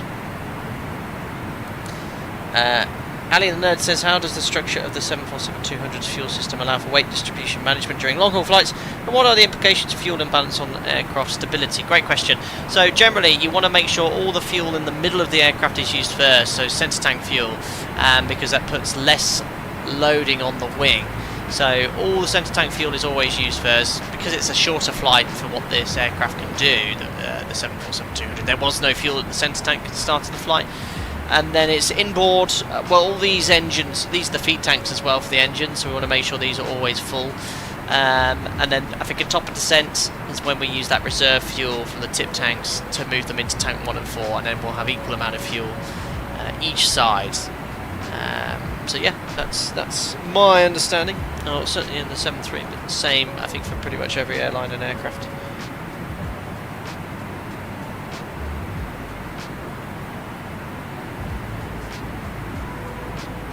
Harry, how's Jack keeping? Feels like something or someone is missing from the stream. He was here. He was barking when that person came to deliver the package. He's just downstairs at the moment.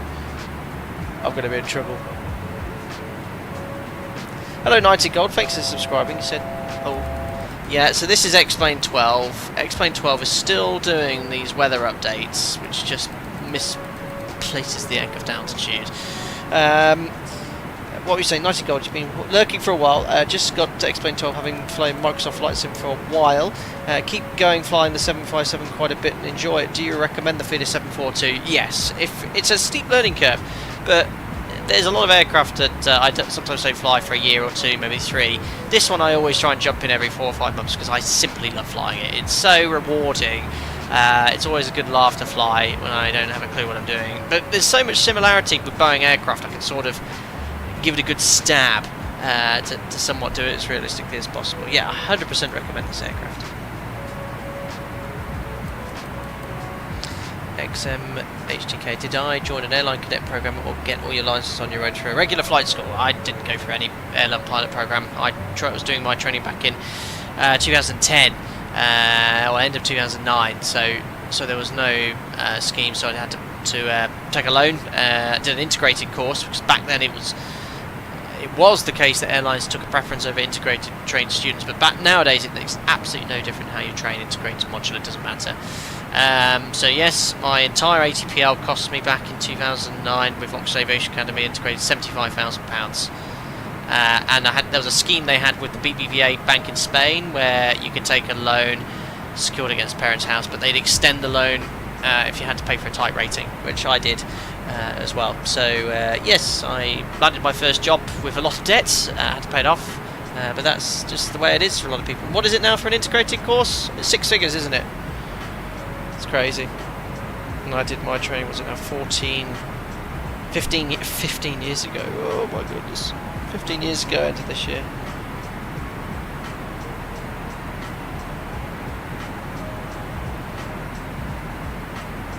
Nighty God, that's I can say if I say wish, that's something I wish to remain private. Thank you very much for your understanding. My operator are fully aware of my channel, and I'm very fortunate that they give me the permission to make content. I get a lot of banter, in fact, from my colleagues and even the more senior training pilots at my operator every time I see them. But yeah, something I wish not to disclose. Thank you for your understanding, buddy.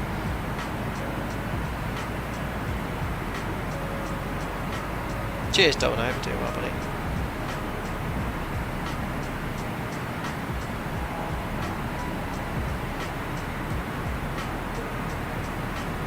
£120,000 integrated.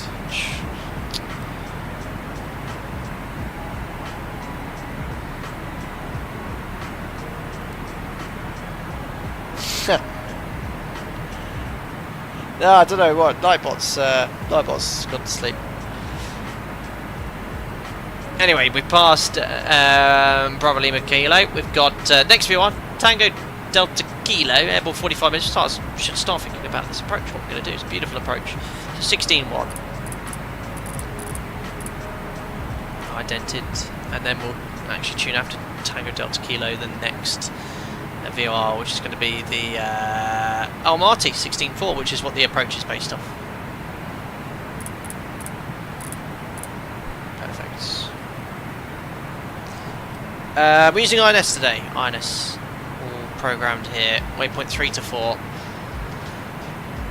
We'll use conventional navigation when we get a bit closer. So waypoint 4 is Tango Delta Kilo, waypoint 5 is Turbo, and 6 is backup is the airport. Almaty.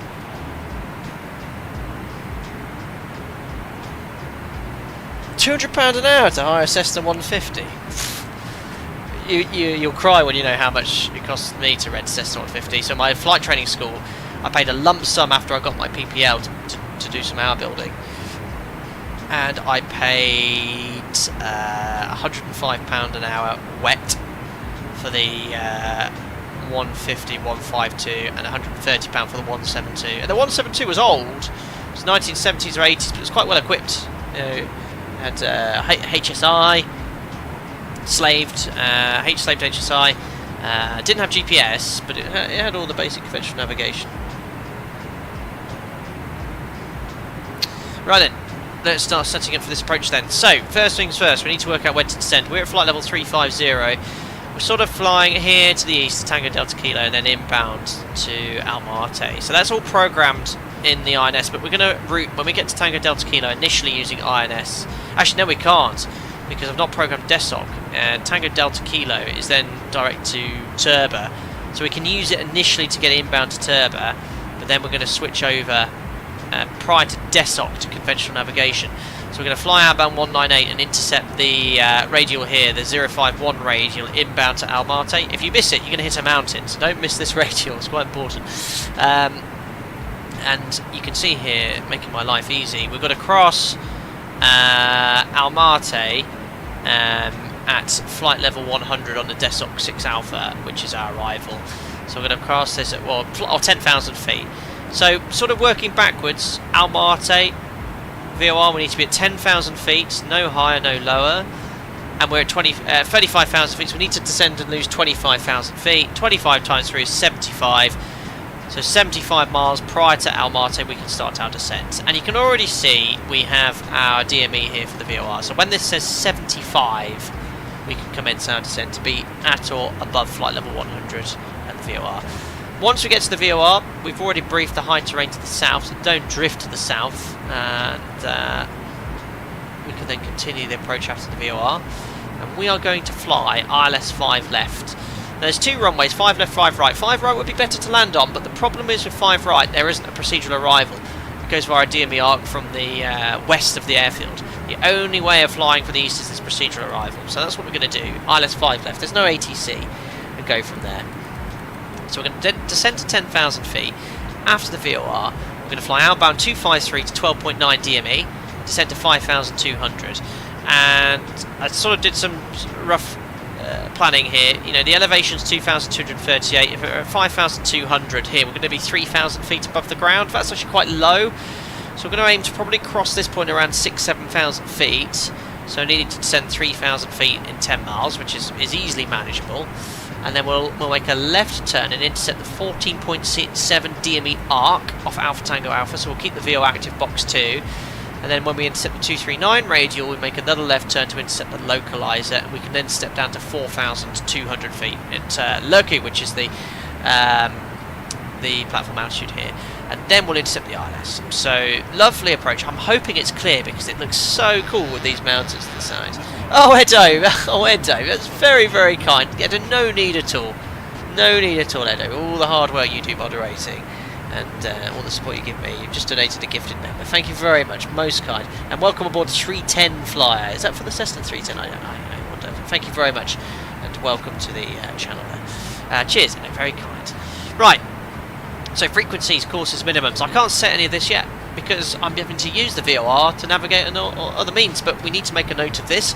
191 for the ILS, 051 for the course when I'm on the intercept heading, so we need to quickly tune that and set the course. We know about the high terrain to the south, 17,800. Here's the minimums, 2,400 feet above the ground, 200 feet AGL. So non-standard, I am going to set this as a radio altimeter to ensure that we get the minimums call, and it is quite flat before the threshold. But otherwise I would have set 2,400 on the barometer, otherwise 200 feet AGL. So we'll set this to 200 non-standard. And it just gives you that cool minimums. Yes, don't ask me to make that sound again. Missed approach, you can guess that it's going to make a no turn to the right. It's climb on track 051 to 5,200 feet, and then after passing 3,200 radar vectoring will be provided. So what we'll do is fly eastbound, climb to the MSA 56 and make a left turn round to towards Almaty. We've got more gifted members coming in. Paul Endersby, and you're a new member of the channel. Thank you very much. Paul, I don't think we've chatted in Discord, but thank you very much. Loads of gifted members coming in. Thank you for your support. And new members coming in for, I can't say that name, Godzo7D0, Michael Dehanis, Live to Roll, and Nafixin. Welcome, guys, as members to the channel. Remember, all members get invited to our members-only Discord. There is a members group flight this weekend, so if you want to participate, please feel free to do so. And join the Discord as well, and I am approachable at any point there, and enjoy the custom emojis and chat. Thank you very much. Don't forget, also all gifted members, there's some members only stage event videos as well. I need to do another one of those soon, but thank you very much. Cool. So yeah, we've covered the approach, we've covered the minimums, we've covered the go around, we've got some step heights as well to do, which we can sort of cross check on the ILS. But here we are, look at this airport, high elevation, but it is quite cold, but nice weather. I'll sort of make sure I select the right airport. So weather, oh, it's getting a bit misty now. So Almaty, it's 5,000 metres of mist, but calm winds. Scattered sea breeze. Alright, we're not going to see that beautiful terrain, but never mind. 9 degrees, QNH is 1027, so much higher pressure. 1027. As a reminder, you wouldn't usually set the standby altimeter yet, but I am going to set that to 1027 now. Good. Let's have a look at the runway. It's a lovely runway here. Landing on 5 left. It's 4,500 metres. Crazy. So what we're going to do, we're going to do something a bit weird. We're going to land on 5 left off this procedure, and then make a right turn and echo. We might even make delta. Well, Right, it's a bit ambitious, but we'll plan for Echo.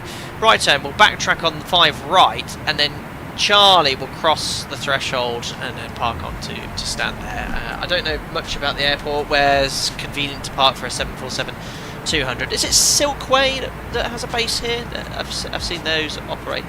But we'll just taxi in via Charlie, straight line Kilo, and take one of these wide body jet stands from there. But yeah, that's a 4,500 metre runway, very, very long. Let's look at the performance. Ugh, horrible day. It should be too cold for icing though. Minus 23, where's the static air temperature? Minus 56, perfect, we don't need any engine anti-ice. So performance calculator. So landing performance, current gross weight is 248 tonnes, I think this takes into account 242, the landing weight, which is good. Flap 30 will plan, it's 4,500 metres, elevation we'll put to the nearest 100 feet rounded up. Is it 2,230, so we'll set that to 2,300. Oh, runway heading is 05. Slope I don't know, let's be conservative and put 0.1 down and put damp. Oh, wet, it's very, oh god. Is that wet / contaminated? That must be standing water, because that's a huge difference. We'll put this damp, otherwise we won't get in. Temperature is 9 degrees. Oh no, don't use that one. 9 degrees, 1027, surface wind, yeah, 22211. There we go. So speeds are set. So what I'll do is set the bug speeds now. So press this here. Boop, set the bug speeds. Clean is 237. We've got min 3,100, medium 2,359. So we're going to go medium. That will allow us to vacate the planned exit we discussed at Echo. Alright. There we are. Check's complete. Performance done. Who we got here? Brendan, 18 months, thank you. How's it going, Captain? Oh, we're doing bogus today. No bogus, because I have been awake a long time. My plan is after this stream is have some food, go to bed, because I do have a very early report tomorrow. But thank you very much for your support as a member, Brendan. I'll do my best to butter it. Brilliant. Yamato, yeah, I'd love to do Kitech in this aircraft, but Kitech in X-Plane 12, there is some scenery, but you've got to modify so many files. In Microsoft Flight Simulator, there's a really good freeware download for Kitech, which automatically installs it. But yeah, we flew that in the NG once. Is it some sort of space shuttle? I know, 4,500 metres is incredibly long. There we go. In and out of the cloud. What a view.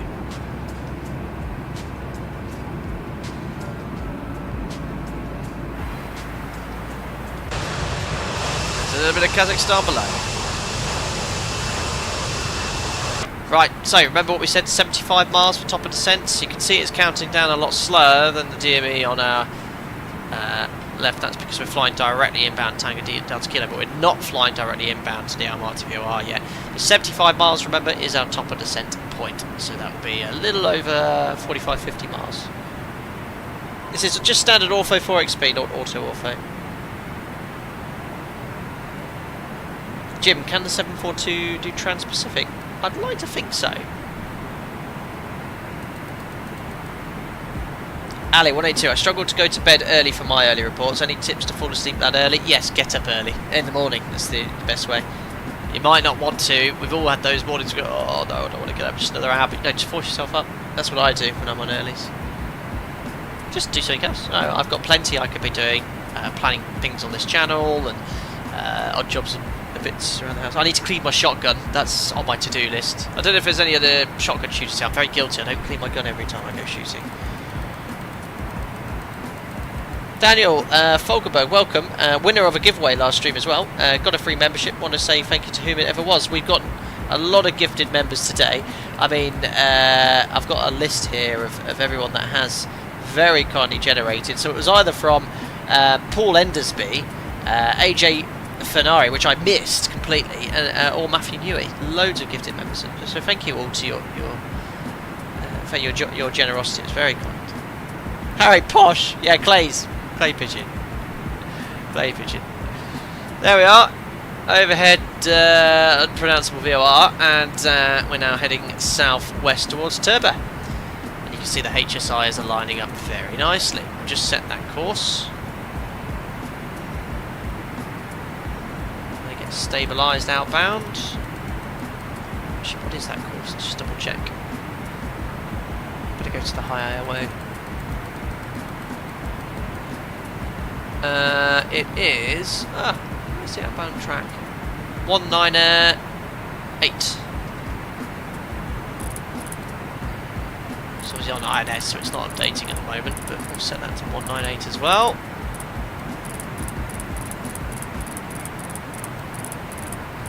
Can't fly inbound to the VOR yet because the arrival sort of takes us towards Turbo, but once we get stabilised here, we'll update the heading and switch to conventional navigation. We're now waiting for 75 miles here. We'll tune up. Actually, no, I can't tune up Almaty. I've got to use this VORs first, but Almaty's on standby. Flight deck to sophistication. It's a trim metaxoid. That's what that ticking noise is. Javelin. Got to clean my shotgun.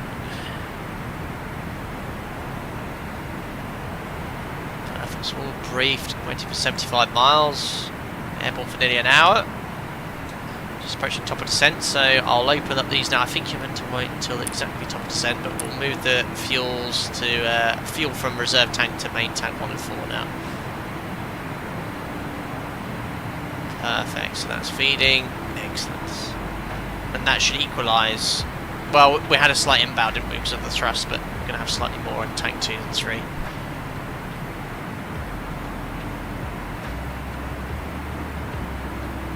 But yeah, that's the plan. So at the moment we've got Tango Delta Kilo and Almaty on standby on box 2, and then we'll intercept that radial outbound from there. Oh my days, more gifted members now. That's so many. Aaron Hewitt, thank you very much. 5 more gifted members. Aaron Hewitt, a member for over a year, and I don't think we've spoke much on Discord either, but thank you very much. Jim has joined, Xavier, Santiago Perez, Boom Tech, oh no, you're already a member, to Hoster, and Strody. I think everyone watching is going to be a member soon. Crikey almighty. There you go. 75 miles then, waiting for top of descent. Very kind of you, thanks Aaron. Thanks for getting the weather for Shechin, Donna Rosina. Ali and the Nerd, what inspired you to become a pilot and how did you start your journey in aviation? Family members, friends, always involved in aviation. My stepdad had a PPL. He gave up flying, and then I thought, oh, I'll give it a go. So, yep, that's it really. Started gliding when I was 15. Flew solo on my 16th. I used to work at the local gliding club, and instead of being paid, they'd give me free gliding lessons. So there you go. And thanks, Brendan, for reminding me everyone. Yes, I sold chickens. Brilliant. Right, let's update the heading bug. So there we are, 190. Switch off INS. Headings engaged, and bye INS, thanks for all your help. Radio Vorlock. So we're now intercepting the radial instead of INS. 75 miles start, top of descent, and now we need to get ready to intercept the Almaty VOR radial. So we need to look here at the star. Please make sure I don't forget to cross this because I will hit a mountain. It's 231 at Tibra. So 231. Set on Jim's course, and 16.4, it's already active, so we need to keep an eye on Jim's VOR here to make sure when that's aligned we intercept it and make a right turn southwest. Perfect, so we did our top descent calculation. There'll just be a lot of weather ahead.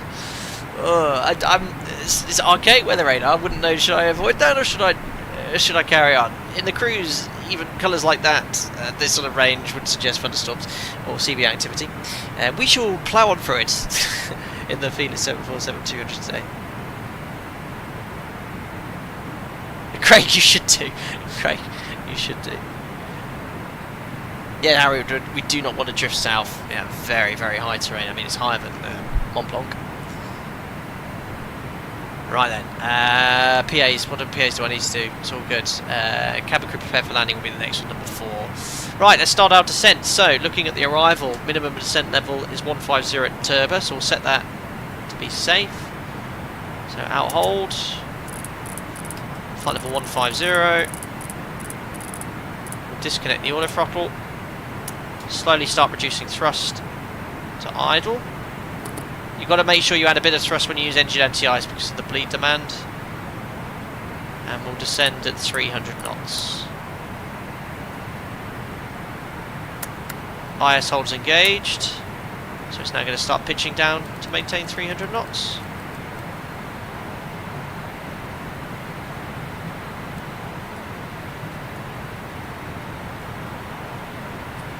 There we are. Thrusters idle. Edo, yeah, the plan is going to be land on 5 left and vacate Echo. We're actually going to backtrack on 5 right and then vacate at Charlie.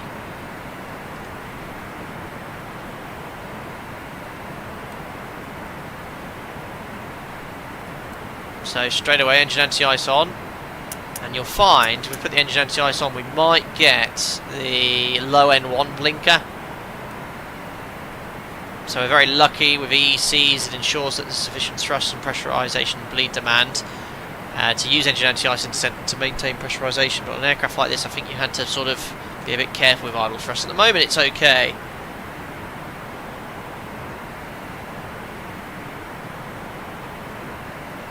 Aaron, you're going to book a slot on the mock efforts. You're horrifying how much about NG flying I actually forgot after not doing it for a while. Yes, bring the NG, bring the NG. Huh.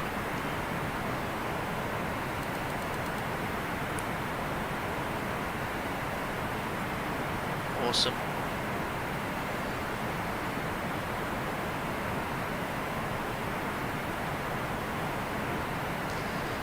So there's 60 miles to run to wherever the VOR.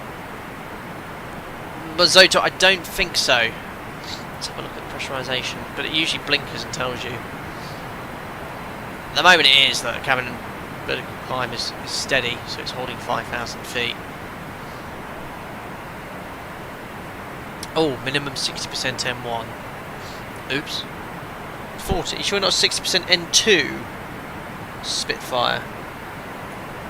I think it's 60% N2, not N1. If it was 60% N1, you wouldn't actually be able to descend. I think it's 60% N2. Oh, but you might be right. Low N1. So let me just add a bit of thrust, and this is because of the engine anti-ice demand.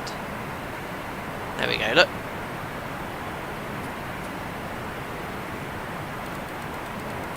Don't want to add too much. I've still got speed brake as an option. Oh yes, so under the cloud. Oh, there you go. You can see. Oh god, I saw lightning. There you go. You can see the mountains to the south of Almaty. Almaty. Yeah, double check Spitfire. You could quite well be right. Oh, it's doing weird explain cloud things. No, don't do that. I thought you'd fix this issue. It looks like a coward. No. What is that? I'd be concerned if I flew and saw that.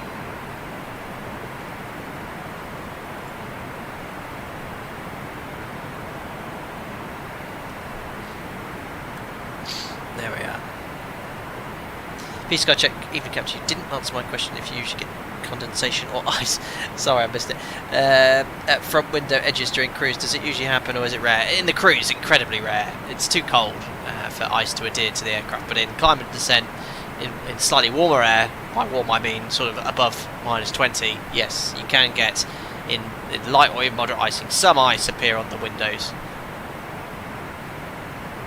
Sorry I missed your original question. Good. I think I have... No, we're good, we're good. I might need to use a little bit of speed brake soon though, because 40 miles... to lose 12,000 feet.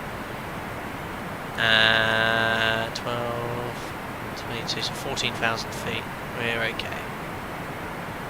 So we're going to keep an eye on that HSI coming alive. So if we keep going south, we're going to bang into a mountain. Oh, good! Ali the nerd. Oh, great. I did look it up beforehand. Thanks, Google. Look outside. Spectacular.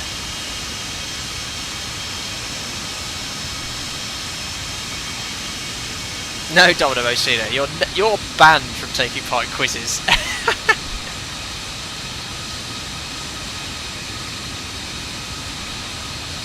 So the clouds are very dark. Weird clouds. I think gyms is going to be the safest place to sit because I really do need to keep an eye on this. In fact, what I'm happy to do now is revert to heading select. Stay on this heading and then we'll play it safe. 16-4, course 231, and we'll arm forelock now. That way I won't. Oh look, it was just in time. Look, it's just capturing anyway. But yeah, I didn't want to overshoot this. Excuse me. Oh, we'll take engine anti-ice off as well. 1% out of the icing. Go back to idle. Sweet. 30 miles to run, we need to lose 9,000 feet. Looking okay.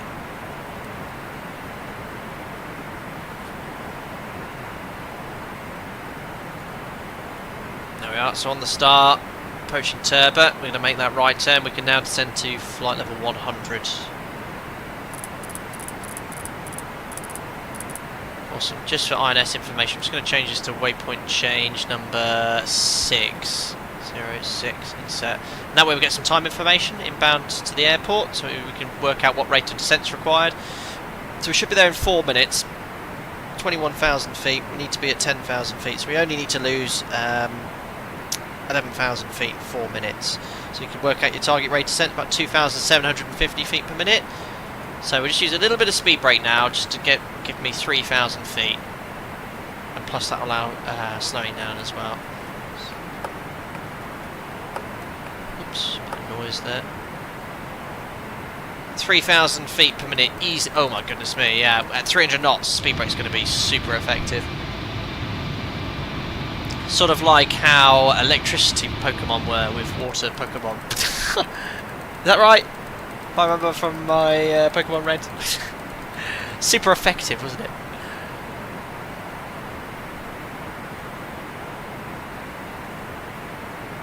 Joe never had ice crystal icing. Nasty. Cool, that's a good rate of descent. Let's play a little bit conservative. Yeah, ice crystal icing is where super cold ice can adhere to the compressor. Causes vibrations. It's when you've got very active CB activity in thunderstorms. Rosie, I could name all the original 150. No problem. That'll be a new modern Pokemon. I'm of that age. Look, Game Boy OG Pokemon Red and Blue. When I was under the age of 10. Seatbelts coming on. No smoking on. How much fuel have I actually got left? 18 tons. That's okay. 13.7 needed for the alternate. 18 tons isn't a huge amount to the 747. Yeah, we're definitely fine now. 2 minutes to go, so I can stow that speed brake. Beautiful. So there's 14,000 feet. 2.5 minutes to go. So I need to be doing about 1,600 feet per minute now. So what I'm going to do is go VS and dial in about 1750 and reduce the thrust now to 250 knots. So the autothrottle is still off. I'll switch this to speed hold when I want it. Engine anti-ice can come back on. Best different scent checks actually. Sense and approach checklist, go. Approach checklist, please. Seatbelts. Low end one. Check. Seatbelts and no smoking signs. On. I'll set the QNH, 10,000 feet QNH, so it's 1027. Exterior lights. Check. Outer brakes. Medium. Radio INS switches. There we go. Radio. Flight director computer selectors. Check. Harry's on a stream, love the community. Excellent. Check. Spoilers. Damn. Arm. It's too. Felis, if you're still here, can you update the armed bit for landing checklist? It's too early Armed. to arm. Altimeters. A personal request. 1027. Set and Damn. cross check. Brilliant. Landing data. 5 miles to CPR, run until we get to the view. Actually, I need to slow down. I need to use speed brake here. Seatbelts and shoulder There we harness. are. So getting ready for heading again. Fuel panel. Check. Fuel heat. And outbound course 253. This. Too much. This is where the workload gets high. 253 outbound. We'll wait until we get to the code of confusion. I'm bringing the speed back to actually. Let's go to 230. What's the up speed? Too much to do. Up speed is 237. Alright, let's do 240. On. 1000 level off. Checked. And we have 2 miles to run. I'm happy to step down to 5,200 feet now. 5,200. Set. With 1 mile to run, that's good. Speed's coming back. And we're coming to 10,000. We've worked out. This has worked out quite well, but I had to use a little bit of speed brake. Fuel heats are off. Off. EPR computer. Go around. Right, there's code of confusion. Cabin Heading altitude. select. Let's go outbound. Check. Circuit breakers. Check. Approach checklist completed. Excellent. We're going to go to IS hold now. 10,000. And then we're at 250 knots. So IS hold, auto throttle's off, that's fine. Close the thrust levers. And I need to get back on that radial, so let's just go a little bit further right. Post cruise checks. Lights. On. Pressurization set. How do you get to on checklist? That's it. Checklist complete. Next is landing checklist. Good. So HSI is alive. So back to forelock. Descending to 5,200. And we're at 250 knots. Stow the speed brake. Get the engine anti-ice off. I've had too much lower thrust setting. Perfect. Alright, so we're outbound now. 253. We're waiting now until 12.9 DME. 12.9 DME. Rate of descent's good. We want to aim to be around 6,000 feet in 2 minutes. So we'll bug the up speed. Up speed 237. No, we're already there. Auto throttle, oops, auto throttle to speed, and I need to be in VS, so VS, auto throttle on to speed, we'll do about 1,500 feet per minute. As we're outbound, I'm actually going to take flaps now, because I want it's quite fast still to be outbound, so amazing flap 1 at 275 knots. So speed checked, bug the flap 1 speed to 217. I think this light means the auto throttle's commanding the new speed. Slowly that will bleed off. Actually, what do we need? Flap 5. Flap 5 below 250 knots. Ooh, need to help it out a little bit there. Again, we're waiting for 12.9 DME to start that turn onto the DME arc. Am I below 250? Yes, 250 knots, flap 5.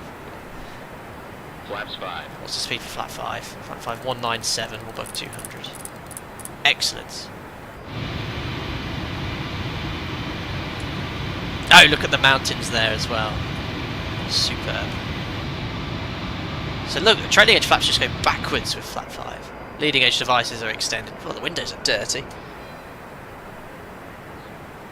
Awesome. 5,200 is coming up, so I can definitely shallow that rate of descent now. We're good. There we are. Speed's going to come on nicely. We're waiting for 12.9 DME to start that turn.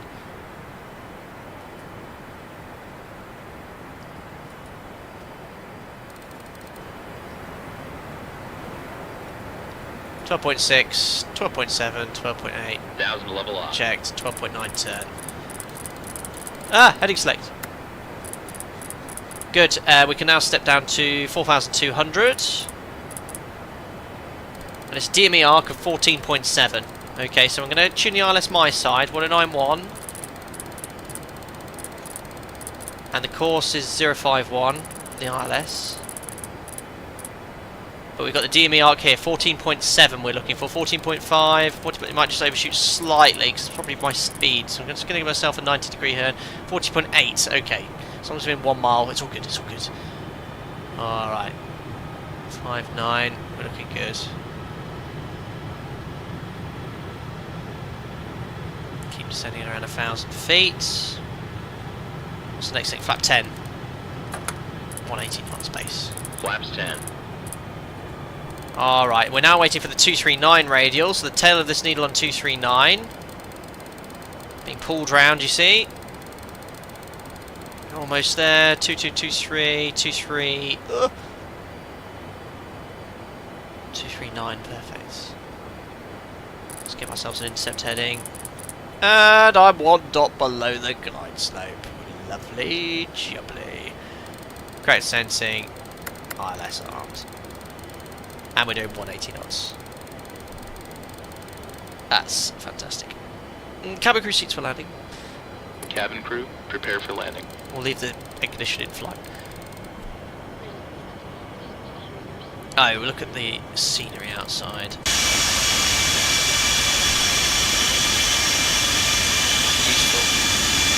All in these mountains are the Tian Shan Mountains, vast mountain range in Central Asia that stretches across several countries including Kyrgyzstan, Kazakhstan, Uzbekistan and China. There you go. Thanks for the knowledge there, very good. Flap 10 177. I know it's not recommended to use the autothrottle at this stage, is it? 12 miles, 1 dot low. Yeah, we've done a CDA, guys. We're not levelled off from the cruise. You can't teach it. You can't teach it. Localizer alive, localizer capture, course 05 mile. Localizer alive. Checked. Glide slopes armed. We can go flap 20 after glide slope capture. And there we are, landing on, remember, landing on 5 left, we'll cross onto 5 right after landing to backtrack. Oh, I've not been unicomming, have I? Oops. Oh, there it is. Glide slope capture, missed approach altitude, 5,200 feet, set. Let's go flap 20. Flaps 20. Match the speed. I think that's cabin ready for landing. Cabin ready. Excellent. Alrighty, so DME, oh, well Jim, we can have the ILS, there you go mate. 1091, we're on flap 20. And the speed's going back to 160 knots. 6 miles. I better drop the gear. Gear down. Wait until the gear's down. Landing checklist. Landing checklist. Wait until it's green and then we'll go flap 25 and flap 30. Damn. Good. Yes, I've remembered the gear. It's coming. Down and check. Down and check. Gears down. Green light. Perfect. Flaps. Oh, it's coming. The flap's coming. VREF 137, 142. Ignition. No, flap 30, please. It's coming. Flight start. It's a bit quick with the checklist. Flaps 30. Anti-skid. Check. Oh yes, there we are. I should be running the checklist. Oh, I can't wait for the replays. Perfect. I think the landing checklist is complete. It was done. Right, I'm gonna land. I'm gonna land. What's the wind? It's a good headwind here, isn't it? Right, auto throttle disconnect. There we are. Oh, I've not mapped it. There we are. Auto pilots off. Checked. Right. I can hear the cabin crew talking. Oops, speed's a bit low. 142. Recovering that speed. Alright, 2 reds, 2 eyes. It flies like, well, what I can only presume would be a 747. Feels heavy, slow roll, slow pitch, as you'd expect for an aircraft of this size. It's just so good to fly. 2 reds, 2 whites. This is just stock explained with ortho. Looks really good. 5,000 meters, definitely better miss than on the METAR though. Better vis than on the METAR. Little bit left of centre line, correcting. Keep descending. 500. Checked. Make sure we're in trim. Probably start the flare about 40 feet, maybe 30. A bit higher than what I'm used to.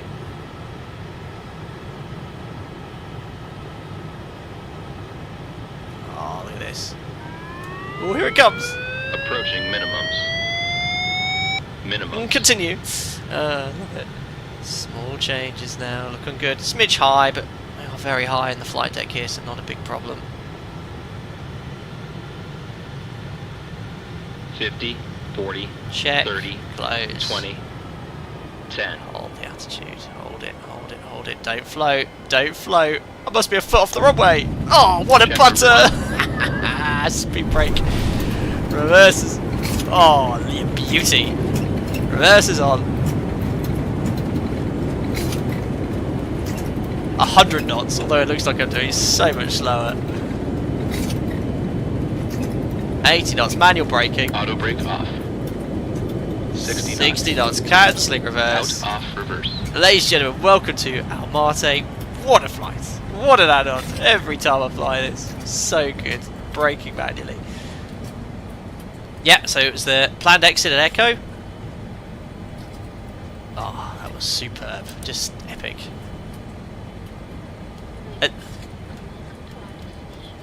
Oh, fantastic. Comfort, please remain seated with your seatbelt fastened until the captain turns on. There we are. We'll vacate here to the right. Oh, I know what I forgot to do. Oh, it's not turning well. Body gear steering. I always forget to do that when vacating. Right, so we're going to cross over to the other runway because there's no parallel taxiway, and then we'll vacate Charlie Kilo straight up to stand as we discussed. Night Gold, I think I might get the 742 after all this. Yeah, it's an epic add-on, and it's very rewarding when you complete a flight from A to B. So you've got so much to do. And you've got the option, guys, here. We obviously used INS today because we enjoy using the old school navigation, but you've got the default FMC, but also Felis has modelled an old school FMC system. Is it called the LTN? I tried using it, but I just can't get my head around it. I do need to sit down and learn it at some point because it is an old FMC system that was used on the 742. But if you want, you can use the default X-plane, so you can actually use it online on VATSIM. You know, I was hoping you guys would vote this for across the pond, but you wanted the 777. So, but yeah, it is an epic add-on. You know how much I love flying it. That's why I come out to it every 3 or 4 months to see what's what. Maybe not most challenging, but it's a great challenge. Well, yeah, probably what's going to be more challenging? Concorde, maybe, and anything. The hardest thing I've ever flown is Felis' old aircraft, the T154, which fortunately isn't here in X-Plane 12. But yeah, that's a challenge. Right, flaps coming up. Stow the reverses. Trying to think backwards now. What do I need to do? I'll start the APU now. Doing 34 knots, even though it doesn't look like it. Flight directors can come off. Transponder to standby. Oh look, sorry, I've not been unicoming, have I? Whoops. I've been on. There's the guy who followed me in his MD-11. Who was that? I don't know, I guess he's watching the stream, but he left Astana with us. See if he butters. That's a hard plane to land. Oh, he's gone for a floater. Floating. But, not unset. Right, we'll vacate this right, and we'll start doing the after landing flow. After landing checklist. Brake pressure. Check. Body gear steering.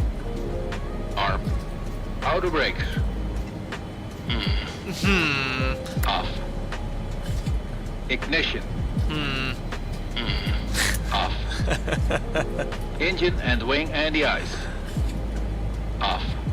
Radar and transponder. Hope no one's landing. Oops, weather radar can come off. Standby. Flaps. Up. Spoilers. Brilliant. Down. Good one, guys. Stabilizer trim. 7 units. Outflow valve. AJ, I love how a quick start video for the Open. LTN is 40 minutes. Pressurization mode selector. Wait. Oh, that needs to be manual. I remember that one. Manual. Aft cargo heat. Oh. This. Oh, this. Off. APU. Check. Checklist Perfect. completed. Excellent. So we're going to put taxi straight ahead. Ooh, what should we take? Are these wide enough or these narrow body jet stands? Stand 5? We'll have a look. Try trying to judge it coming into the apron. I think they're wide body, aren't they? We'll take this stand here. Stand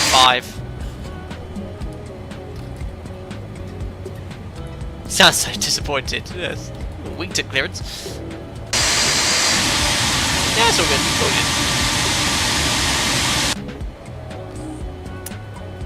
good. Not sure about this music. Skip that one, I think. Just turn it down a bit. Awesome, right, so don't take an early right turn, otherwise you'll clip that wing. I'm not sure if you can cut across like I'm about to, but we will. Alrighty. 742 experts, can I shut down 2 engines to save fuel? Well, how much fuel did we actually end up with? Landing with 16 tons. It's about normal. We're still intact for that original 20. 20 minutes we took. Welcome aboard, Robbie Yan. Thanks a lot for subscribing. You can, perfect. I'll shut down the outboard engines then, I'd hazard a guess.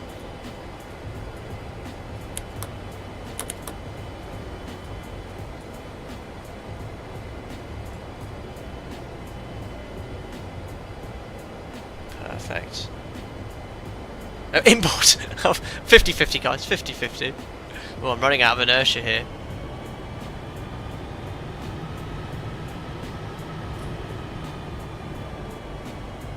Perfect.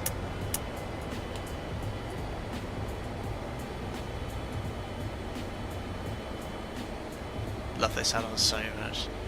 There we go, right. Parking brake is set. Best put the AP on the bus next. APU's taking the power, and we can shut down the remaining 2 engines. Welcome to Almaty, the largest city in Kazakhstan. There we go.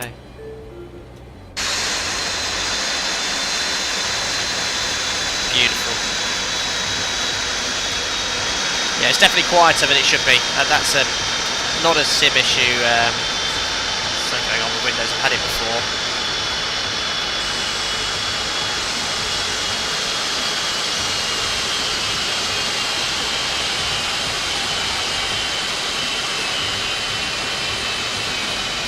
Oh, Felis, I've got the simple brakes on, I think, though. Oh, I didn't ignore the fact I parked not very straight on the nose wheel.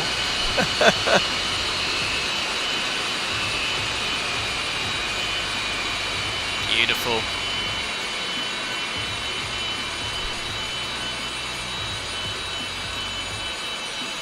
No, they're not JT9Ds to snake noodles, they're CF6s?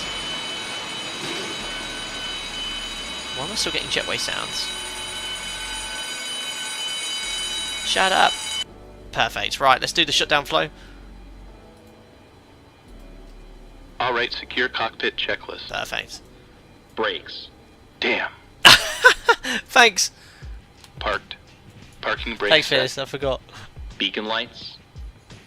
Off. INS. Uh-oh. Hold on. A line. Align. Probe and window heat. Can't do it quick enough. Ah. Off. Back valves. Let's see. Check. I can't do it quick enough. Fuel boost pumps. Ah. Wait. Off. What's next? Reserve tank valves. This. Closed. Hydraulic panel. Wait. Check. Can't keep up. Oxygen. There we are. Check. Flight recorder. Off. Emergency lights. Damn. Off. Off. Radar. Off. Hold on. Off. Not quick enough. INS. Ah! This. Off. There we go. Radio switches. Let's see. Off. Checklist completed. There we are. So now we're just going to take off the power of the aeroplane. Perfect. There we go. That kept me busy. Yes, sorry, I forgot to put the brakes in. Thought you had initiated a heist. No, it's all good. Maybe there's an evacuation of the terminal. I hope not, Domino Messina. Very good. Let's see how we did on New Sky. I hope nothing less than a 10.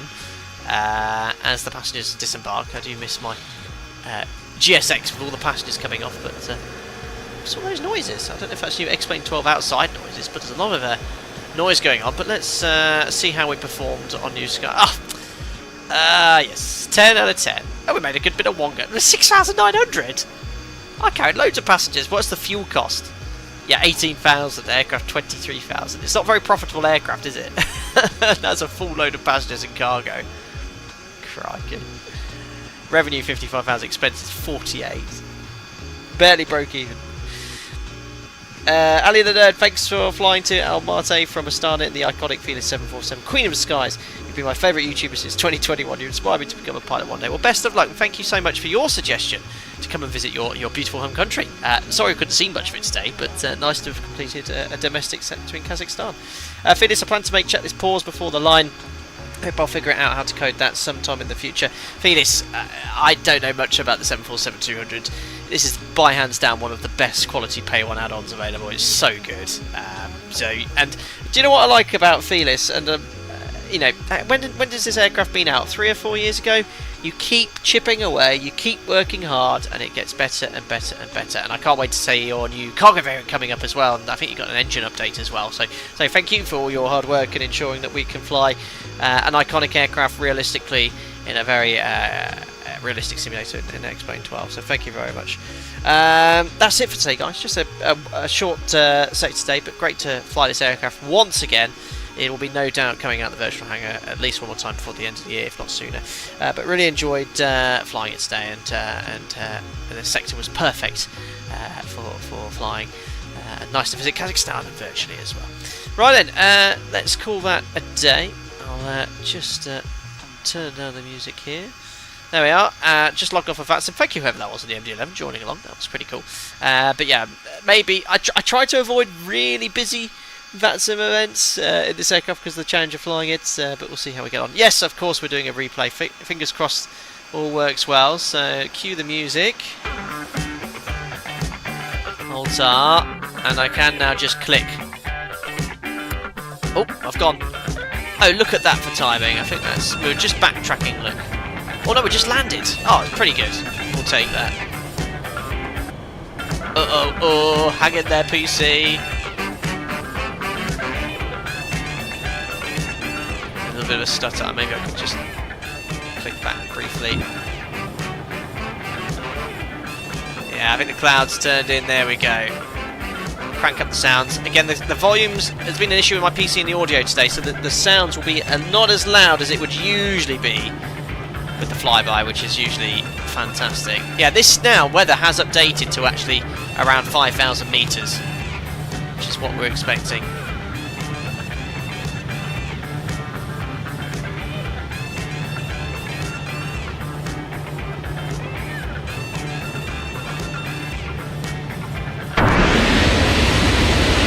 Another runway, please. Another runway. Let me just put it further back. Enjoy the sounds.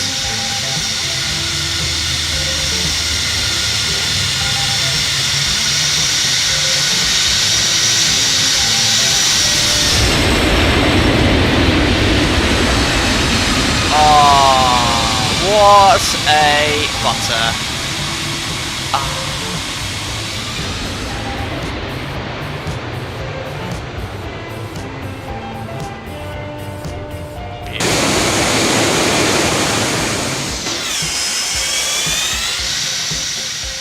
Love it from this perspective.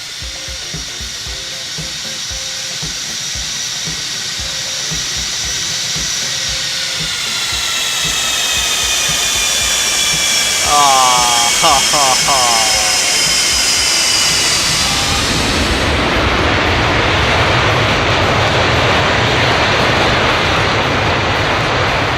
Sounds are so good.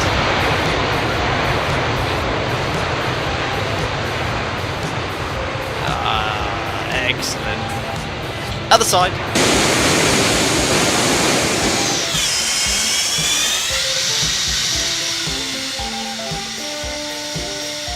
Come on. There we go. Just such an awesome aircraft.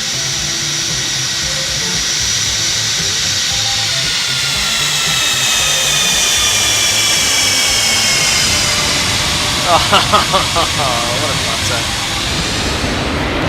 The realism of how aircraft land as well in this sim is so good. How it settles on the gear, the rudder, the aileron, the pitch. The behaviour is superb.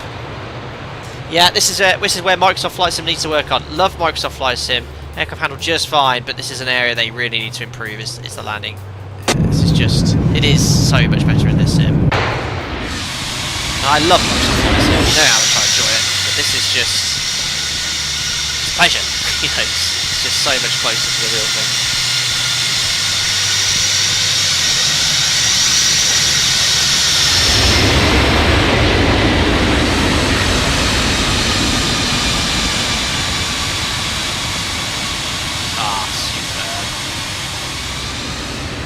Let's hope so. Let's see what 2024 has to bring. It's supposed to be better in that department. Oh, centerline tracking. Let's have a look from tower. Ooh, I can just about see the aircraft there.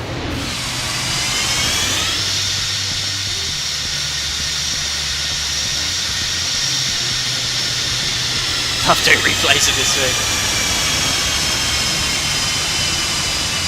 Oh yeah, that's the one.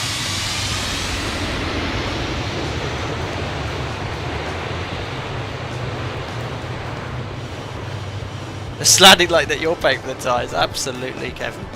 Right then, guys, that will do. Now, unfortunately, we don't have that awesome view of the mountains to the south of Almaty because it's too misty and you can't change the weather in the sim. That's fine. You get to enjoy this epic wing view anyway. And it looks very good from this perspective, no doubt. So I'll just keep going. You can just about see the mountains in the distance, but we can at least enjoy the wing view. A little bit further back. There we go. Let's go from that point there. Awesome, guys. Well, once again, thank you very much for popping into another live stream. It's fantastic to jump into this aircraft again. You all know how much I love it. It is available in the Explain store. Thank you, Felis, all your hard work in ensuring that we have a great classic 747 available to fly. Thank you to everyone that gifted members today. There was an absolute ton of you who joined. So once again, just a shout out to all those people that gifted members. So Matthew Newey, AJ Ferrani, James, Edo did as well, a gifted member, Paul Endersby and Aaron Hewitt. All of you gifted members today, very kind. Thank you so much for the support. To all the members, thank you for your support you give me as well. There is a members only group flight this weekend, so all the information's in Discord. And to all the regular viewers and subscribers, I really appreciate your time as well coming in to watch the content. If you enjoyed it, as usual, don't forget to like and subscribe to stay up to date with the latest content. I'll do another public live stream very soon. What we decide to do, I haven't yet decided, but it will be something fun, no doubt. For example, the new PMDG update looks quite exciting. Right, take care, guys. Enjoy the upcoming weekend, and I'll see you all soon. Cheerio.